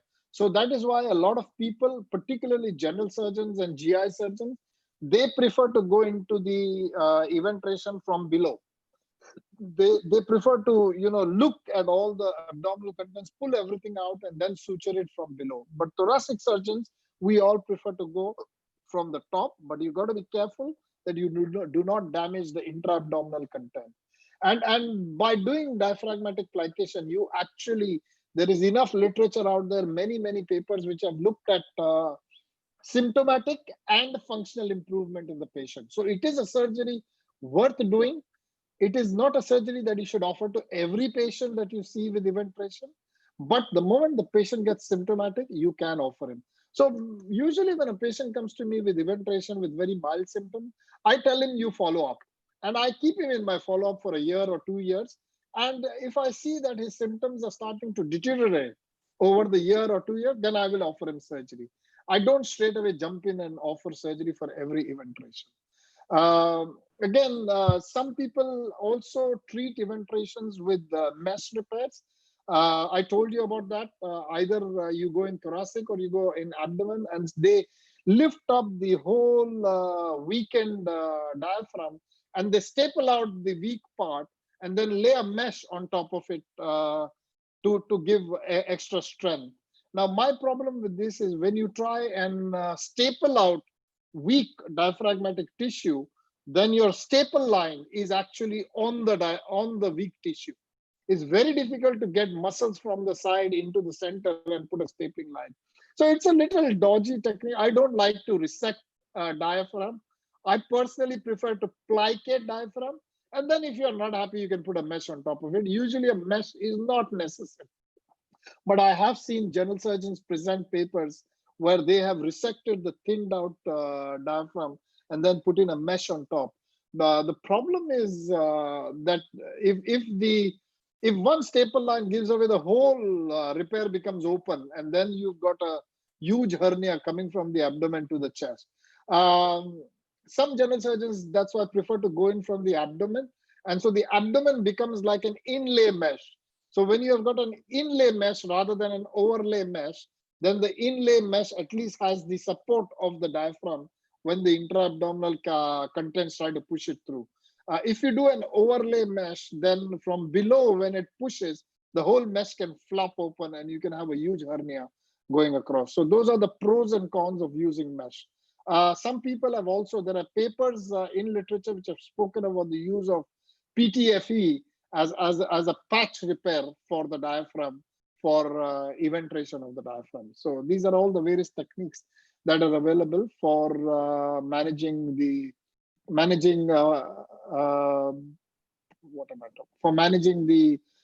paralysis or diaphragm or eventration of diaphragm. Now let's come to the next topic in this group. The next topic is congenital diaphragmatic hernias. So congenital diaphragmatic hernias are rare disorders. 1 in every 2,000 or 3,000 live births. That is the number quoted in literature. But they have high morbidity and mortality. So it is something that has to be picked up early. Otherwise, babies die. And most of the times they're associated with other congenital abnormalities. So it's not just an isolated hernia from a diaphragm. Usually there are other congenital abnormalities, prematurity, and low birth rate. And that is why survival in these is not so good when you're dealing with these problems. So congenital are Botchdalek, which is 80% of the times. Morgagni, which is present about 5% of the time. That's not 95, that was supposed to be 5%. And then the remaining 15% are acquired. Acquired can be traumatic, which is acute or chronic, or it could be idiopathic, which is hiatus hernia. Okay, so 80% Botchdalek, 5% Morgagni, and then the rest are acquired. So this is the difference, the classification of hernias. Morgagni is anterior usually, and Bochdalek is posterior. Okay, so this is a good way to remember. Posterior and laterally is Bochdalek. So let's look at each one of them. So Bochdalek is a posterolateral hernia which is present. It is the most commonest one. 80% of the times it is a Bochdalek hernia rather than a Morgagni's. Male-female predominance is 3:2, more males than females. Usually left-sided. 80 to 90% of the defect can be left-sided. You can also have right-sided defects, but usually associated with other congenital abnormalities. And the other are cardiac, renal, neural, and GI defects. And you got to, whenever you're evaluating a patient with Bochdalek hernia, you have to evaluate for other associated abnormalities as well. Pulmonary hypoplasia and pulmonary hypertension can happen in these patients due to early herniation. So when the abdominal contents are herniating, they can cause, they do not allow the lung to grow. And so you can get primary congenital hypoplasia. And because there is increased pressure of the abdominal contents into the chest, you can get pulmonary hypertension. So it's not just a problem of a hernia, it's also a problem of physiology. So the physiology, the vascular part of the lung can get compressed. So when you are giving general anesthesia to patients like this, you have to take pulmonary hypertension into account. Otherwise, they will go into very quick cardiac compromise intraoperatively, and you might actually lose the patient. So the effect is either because of ipsilateral compression of the lung parenchyma or contralateral compression because of the mediastinal shifting. So it is not a straightforward operation of doing a hernia. There is always a vascular compromise which you have to worry about. So these patients have respiratory impairment, usually life-threatening at birth, requiring mechanical ventilation. Occasionally, they are so bad that you might even have to support the ventilation with ECMO. So that is one of the treatment modalities for a baby with Bochdalek hernia, is you might have to put on ECMO. But more of the times there will be minor respiratory difficulties. And if there is minor respiratory difficulties, feeding problem and growth retardation, then these babies probably have a better outcome than the ones which are acutely respiratory impaired at birth. So you can have minor respiratory problems, and they are the ones who come in later in life. Chest X-ray is one of the good ways to diagnose this. Look for intestinal loops, or tip of the orogastric tube will be in the chest. It will give you an indication that the stomach is in the chest. Mortality is high in these patients. I mean, more than or equal to 50%.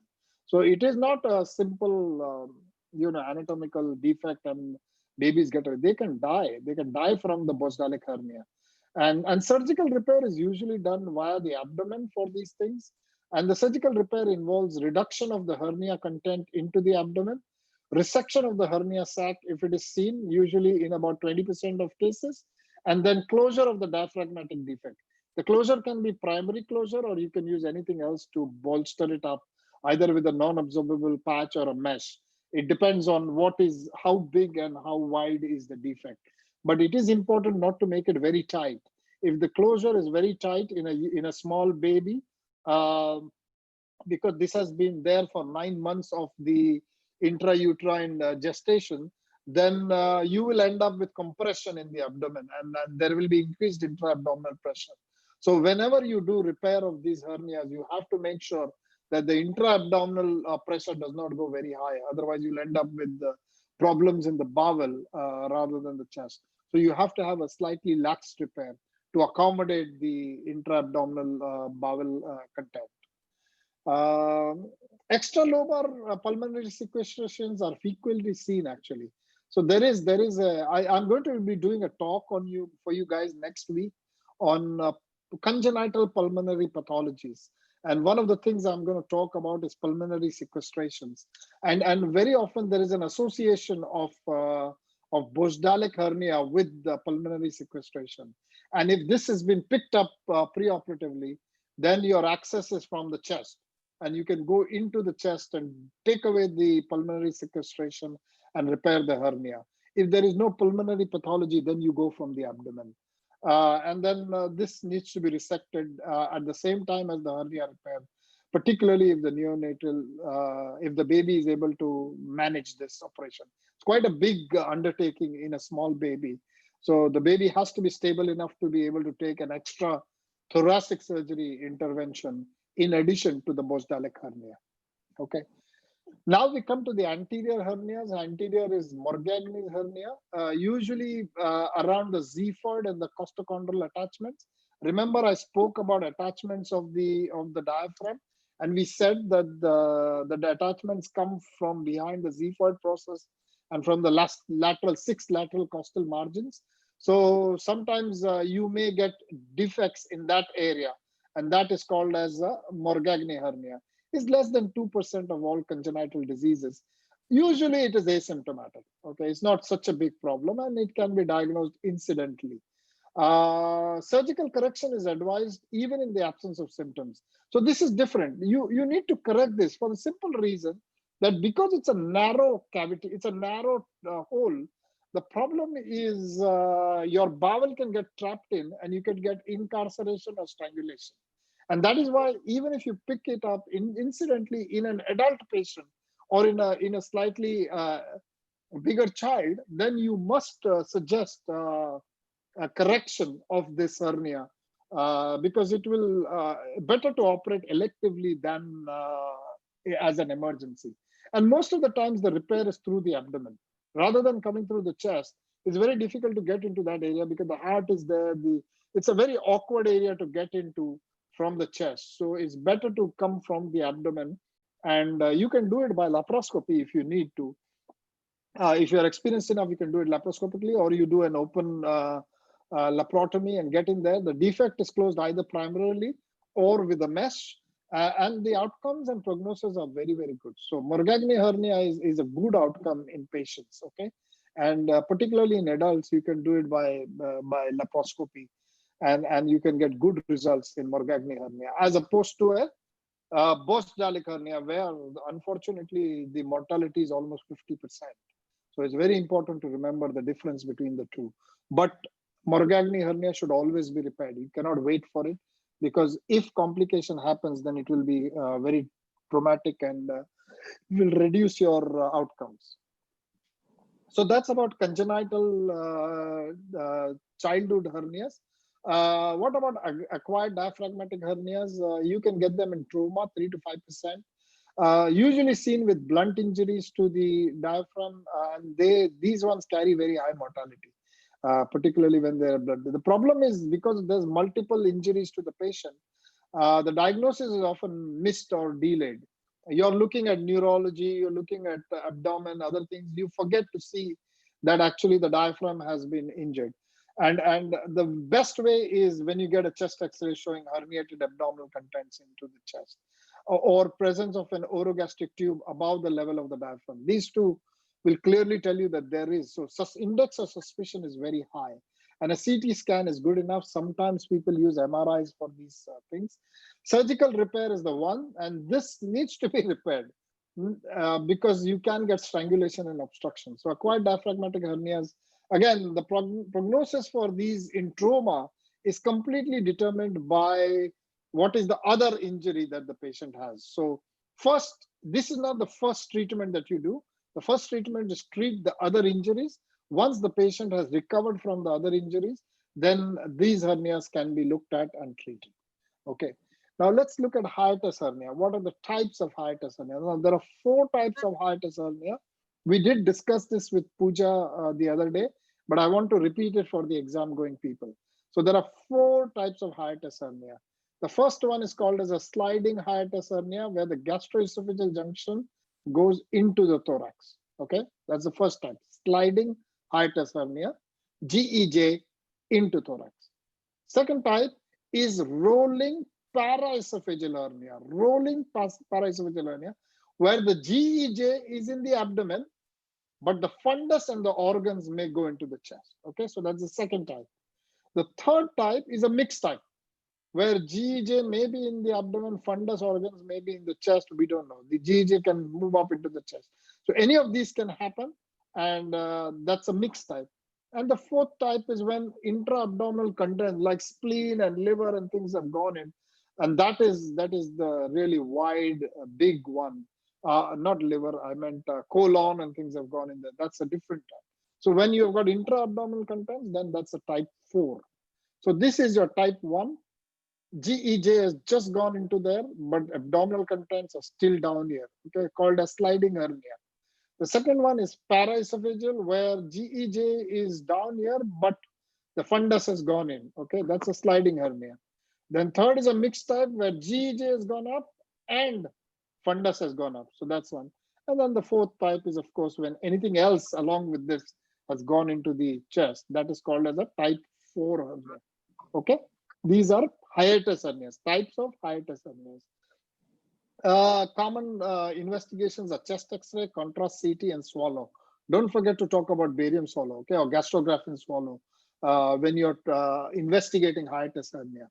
It is important study, and contrast CT is usually an oral contrast CT rather than IV contrast CT. So there are two types, as Pooja told us the other day. There is just an oral contrast looking at esophagus, stomach, and duodenum. And then there is the follow-through contrast, which means you go all the way down into the bowel. Oral contrast is pretty, the first one you can do it pretty soon. The follow-up takes a few hours because you follow the contrast all the way into the bowels because you want to make sure there's nothing else wrong in these patients. So chest X-ray is classical. There will be bowels in the loop.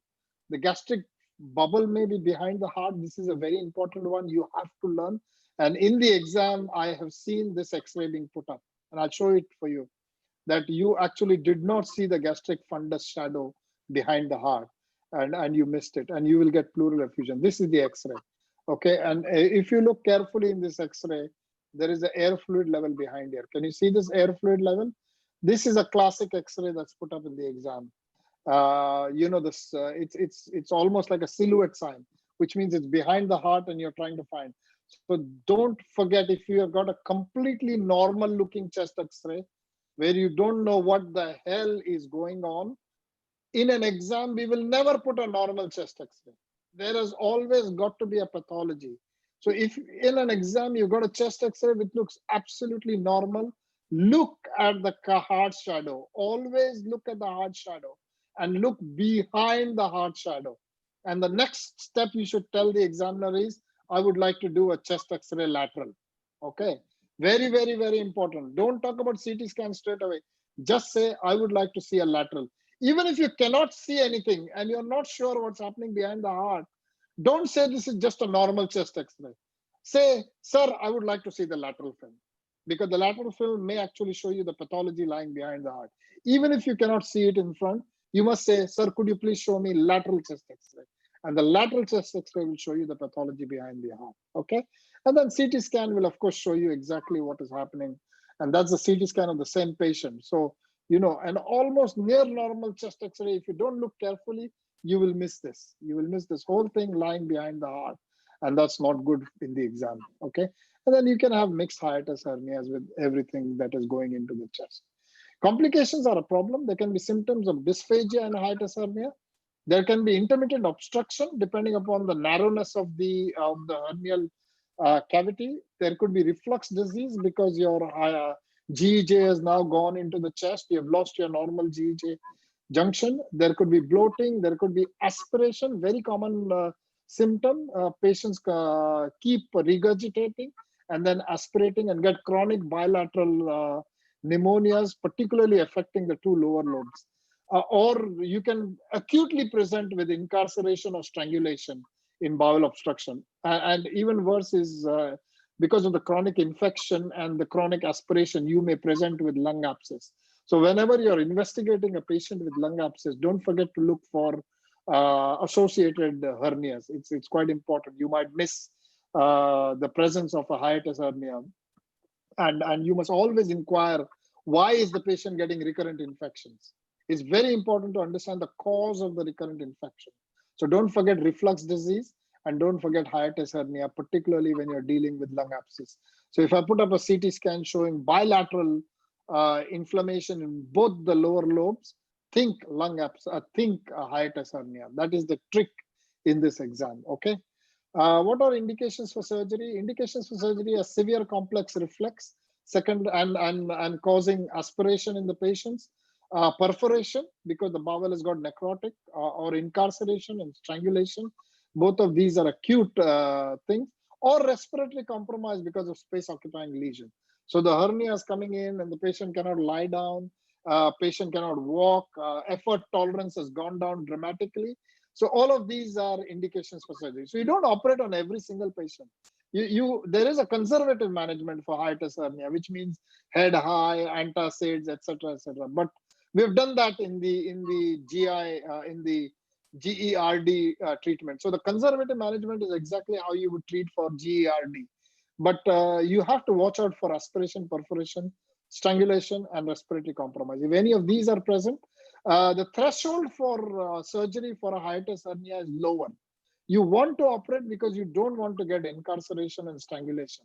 That is the important thing. So, but you want to operate when the patient is optimized, not when he's got recurrent, he's got bilateral pneumonia, and that is not the time to operate. So you try to make sure that the patient stabilizes, make sure that the patient is optimized, make sure he's on adequate antacid therapy, proton pump inhibitors, etc., etc. Make sure he's got adequate antibiotic on board, and then you operate in chronic cases. But of course, the remaining three are urgent causes of surgery. What is the surgery? There is 2 or 3 approaches. Of course, the approach can be from the chest or can be from the abdomen. The approach can be open surgery, which is Belzi Mark 4. Or the approach, in addition to Belzi Mark 4, you can also do what is called as a concomitant cholesis gastroplasty, or you can do laparotomy and do a Nissen's fundoplication and gastropexy, or you can do a laparoscopic Nissen's fundoplication. I'm sorry about the spelling error. It's Nissen. So Nissen's fundoplication. And what are those 3 things? Here it is. So this is normal. This is how it looks like. Nissen's is where you go completely 360 degrees. You bring the whole fundus and wrap it around and put sutures here. And this is Toupes. Toupes is a 270-degree wrap. So the operation is the same as you would do for a gastroesophageal reflux disease. But the indications are slightly different when you're doing it for hiatus hernia. Sometimes, in addition to this, you can do what is called as a cholesis wedge gastroplasty, particularly when the patient has a short esophagus. If it is a short esophagus, what you're trying to do is get the gastroesophageal junction into the abdomen. And the way to get the gastroesophageal junction into the abdomen is to elongate the esophagus. So make a wedge gastroplasty. And once the wedge gastroplasty is there, you can pull this down into the abdomen and fix it to the crura of the diaphragm and close the defect. So you get this intra-abdominal pressure will cause you recreation of a gastroesophageal junction and will prevent you with the reflux symptoms for these patients. This was a straightforward wedge gastroplasty. And if you're using an EEA stapler, then you can go across here and you can do what is called as a EEA. This is also a cholesis gastroplasty, but you've gone trans-abdominal. You're going transgastric, and transgastric you go in and then you do your gastroplasty. Of course, the choice of surgery depends upon surgical expertise, whether you're comfortable from the chest or comfortable from the abdomen. But presence of short esophagus is another key factor which helps you decide what is the surgery that you want to do. And of course, if there's a previous thoracotomy or laparotomy, then you will go into the other cavity. So if the abdomen has got adhesions, then you'll go into the chest. If the chest has adhesions, then you can go into the abdomen. So this depends on individual patients, and you decide on the basis of what is available in front of you. Surgeries are not without complications for hiatus hernia. They usually carry a mortality of about 2%. So these are not straightforward surgeries. You've got to be very careful. There is a recurrence rate with these surgeries, no matter what you do. About 5% of these patients will actually require a repeat surgery because of failure of your repair. So you got to be very careful. Sometimes your repair may cause a volvulus if you have not adequately fixed the structure to the, either you've not done a gastropexy, then you can have a volvulus of the structure and that can cause you problems. Sometimes your repair is too tight, and if it's too tight, you can get dysphagia. You can get bowel obstruction secondary to either inadequate repair or herniation of the bowel through the leak. And other important thing is you can get perforation and subsequent leak. So it's important to make sure that your leak, your repair is adequate and there is no evidence of perforation in these patients. Okay. Somebody's microphone is on, so just switch off your microphones, whoever's microphone is on. Okay, let's come to the next topic. Next topic is diaphragm rupture. Blunt trauma usually seen. I spoke about it earlier, but I'll just quickly go through it. It can be penetrating trauma as well. You can have rupture of the diaphragm because of this.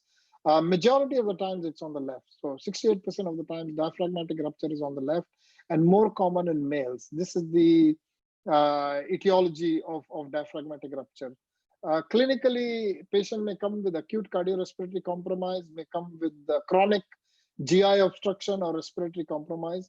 50% have herniation of abdominal contents, but the important thing is you should always repair a diaphragmatic rupture.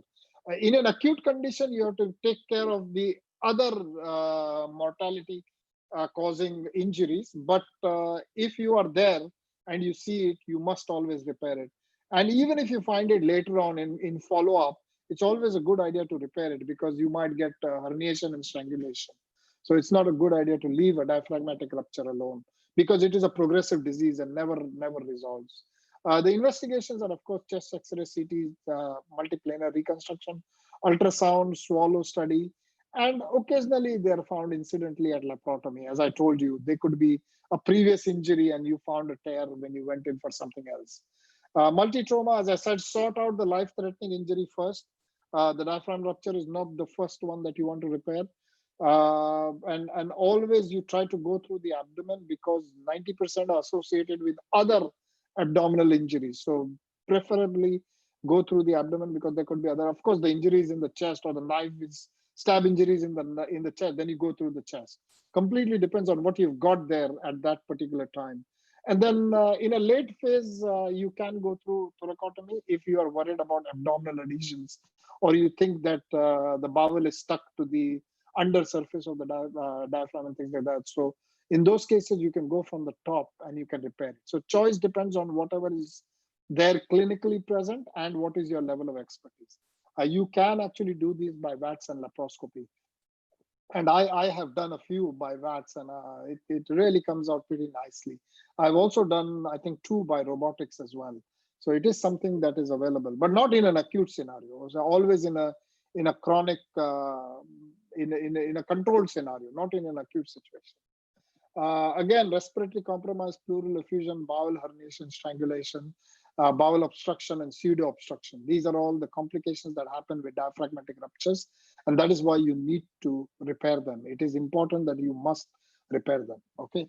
Now let's look at other pathologies of the diaphragm. There is something called a cyst.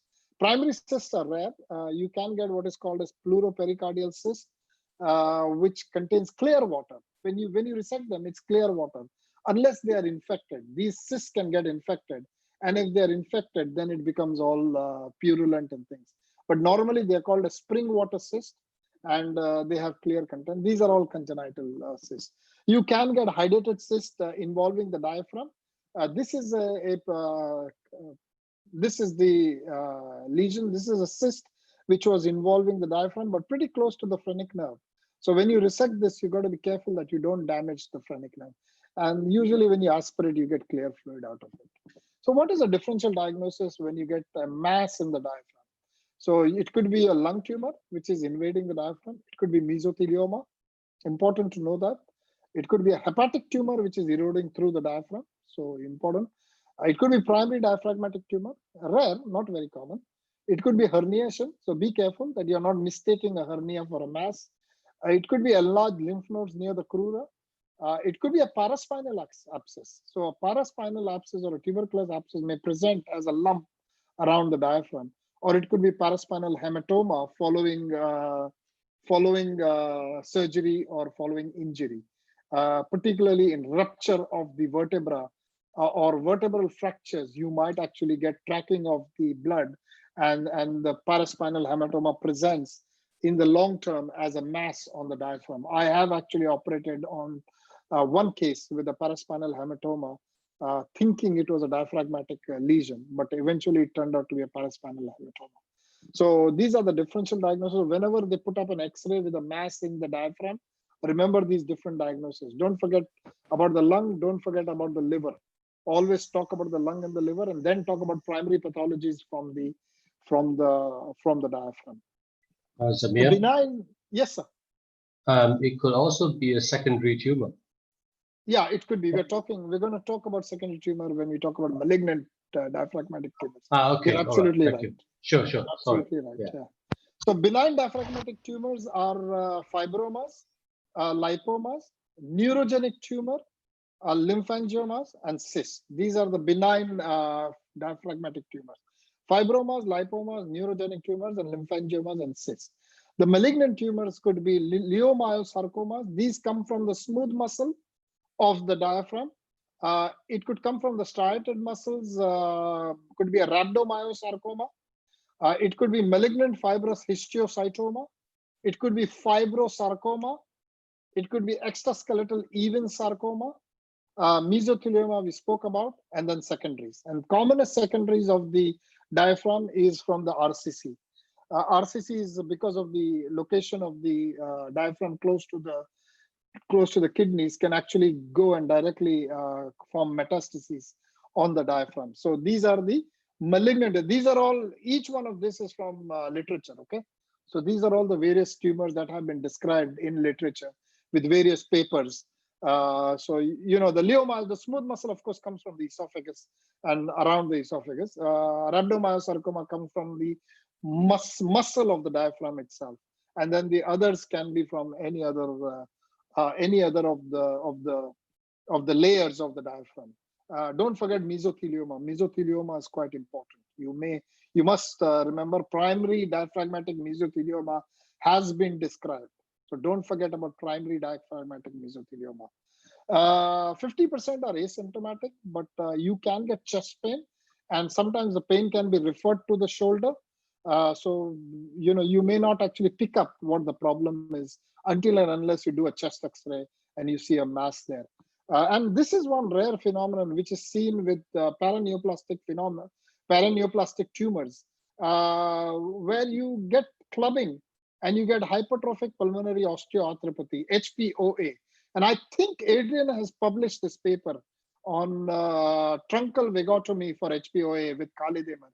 Is that correct, Adrian? Were you involved with that paper? Khalid Ahmed has presented a paper on doing truncal vagotomy for treatment of clubbing. And Yes. I was fortunate to be trained under him during that time when it happened. It was I remember amazing. this paper very clearly. That's right. Yeah. And these people come into the hospital with crippling clubbing in all the hands, and they are really wheelchair bound almost. And then the moment you go in by VATS and you resect the vagal branches going towards the bronchus, so you do what is called as a bronchial vagotomy. You know, within days the clubbing goes away. So it's a very nice paper. You must look at HPOA, vagotomy for HPOA, and that is something that is it's an amazing outcome when you see it in patients. The management of diaphragmatic tumors is predominantly surgical resection, and surgical resection may be followed with reconstruction, either with a primary reconstruction, but most of the times you will have to use a mesh. You can use a PTFE mesh, you can use a Gore-Tex mesh, you can use a Prolene mesh, depends on whatever you've got there at that moment. But repair must include oversizing of the mesh. You must oversize the mesh, and you must fix the mesh to the chest wall. It's always a good idea to fix the chest to the chest wall as well, so that, because when you're coming through the chest and trying to do this, the abdominal pressure is actually, it becomes like an onlay mesh, and so the abdominal pressure is always pushing against the mesh. So it's always better to oversize the mesh and place it against the chest wall, against the ribs, so that you get an extra protection, so that the mesh doesn't fly away. Sometimes these tumors are treated with local radiotherapy, but overall the prognosis of malignant tumors of diaphragm is very poor. Most of the time they're not even diagnosed and they present with metastases and a really poor outcome in this group of patients. Occasionally when we operate, we see pleural plaques in the diaphragm. These are usually benign. Secondary to asbestos exposure, tuberculosis, or old trauma. But the thing to remember is if they are medially present, they may involve the phrenic nerve and cause phrenic nerve palsy, something like this. So most of us have seen these plaques, and you don't really need to worry about them. There's really no treatment. But you must biopsy the edge of the plaque because this plaque can predispose to a mesothelioma in the long term. But you don't really treat the plaque. You don't resect any pleural plaques that you see when you do surgery by VATS. A couple more specific things about the diaphragm I want to mention. One is catamenial pneumothorax, usually menstrual, right-sided in 95%. You may see endometrial deposits on the diaphragm in about 60% of the patients. There is presence, it's associated with diaphragmatic fenestration. So it is something that you have to remember. And really the pathophysiology, surprisingly, the way it has been explained is that menstruation causes air from the vagina to travel across the fallopian tube into the peritoneum, and fenestration across these fenestrations, the air then gets into the pleura and you get catamenial pneumothorax in these patients. The main treatment is hormonal therapy. Usually you don't need to do anything about it, but if you've incidentally found it when you're doing surgery for anything else, then you can actually close the fenestrations, but you must also do pleurodesis. That is one of the techniques that is mandated. So talc pleurodesis is one of the indications for catamenial pneumothorax. Something like this, you see multiple, see this fenestration here? So you see these multiple fenestrations, all you have to do is a purse string around it and tie it off. You went in thinking it was pneumothorax of some other origin. That is why whenever you do pneumothorax surgery in a female patient, you must always turn around and look at the diaphragm. And if you see these openings, you primarily put a stitch around it and you put talc pleurodesis, and that will take care of the problem. There is another thing which is described in literature called a porous diaphragm syndrome. Similar to catamenial pneumothorax, the holes there. This allows passage of fluid, gases, tissues, secretions, or intestinal content from the abdominal cavity to the chest. So things like pancreatitis and things can actually present with pleural effusions and things like that. So you got to look for these things in those situations. And primary closure is only curative when these pores are identified. It is not a common condition. It's not something that you think of often.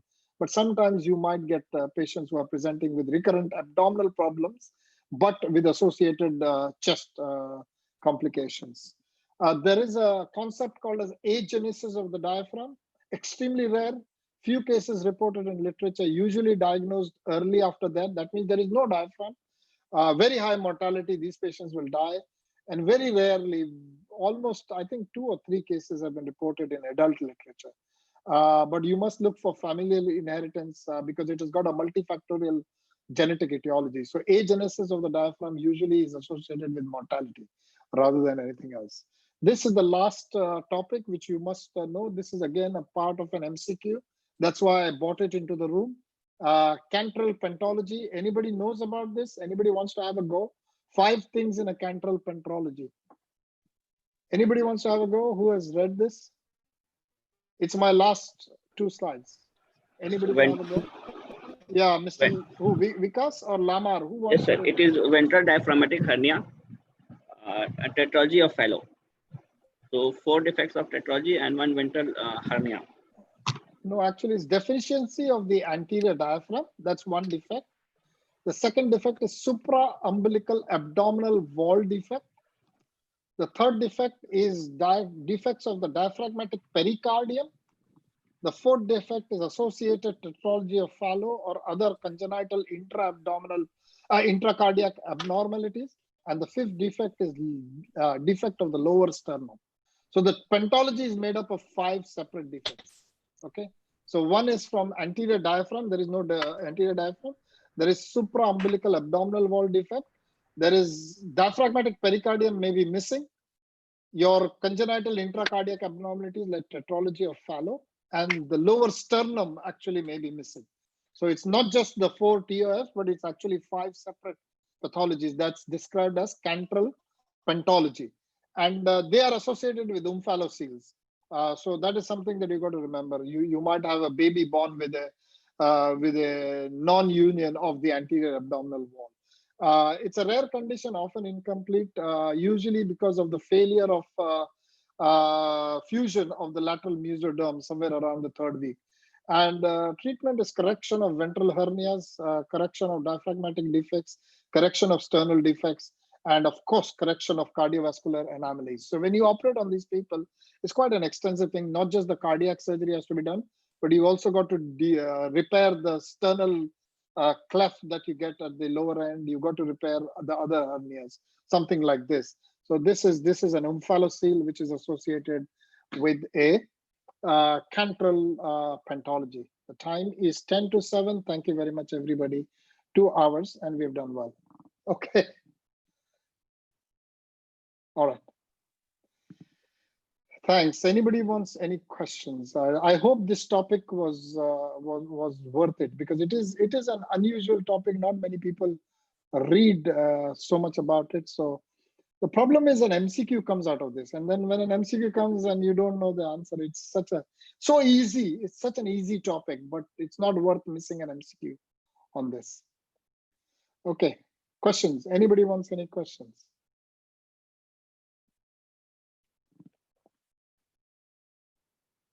No questions. Wow. Okay, then you have covered everything, sir. Then bye bye. Yeah, it's not rocket science. Diaphragm is not rocket science, but most people don't read about it, unfortunately.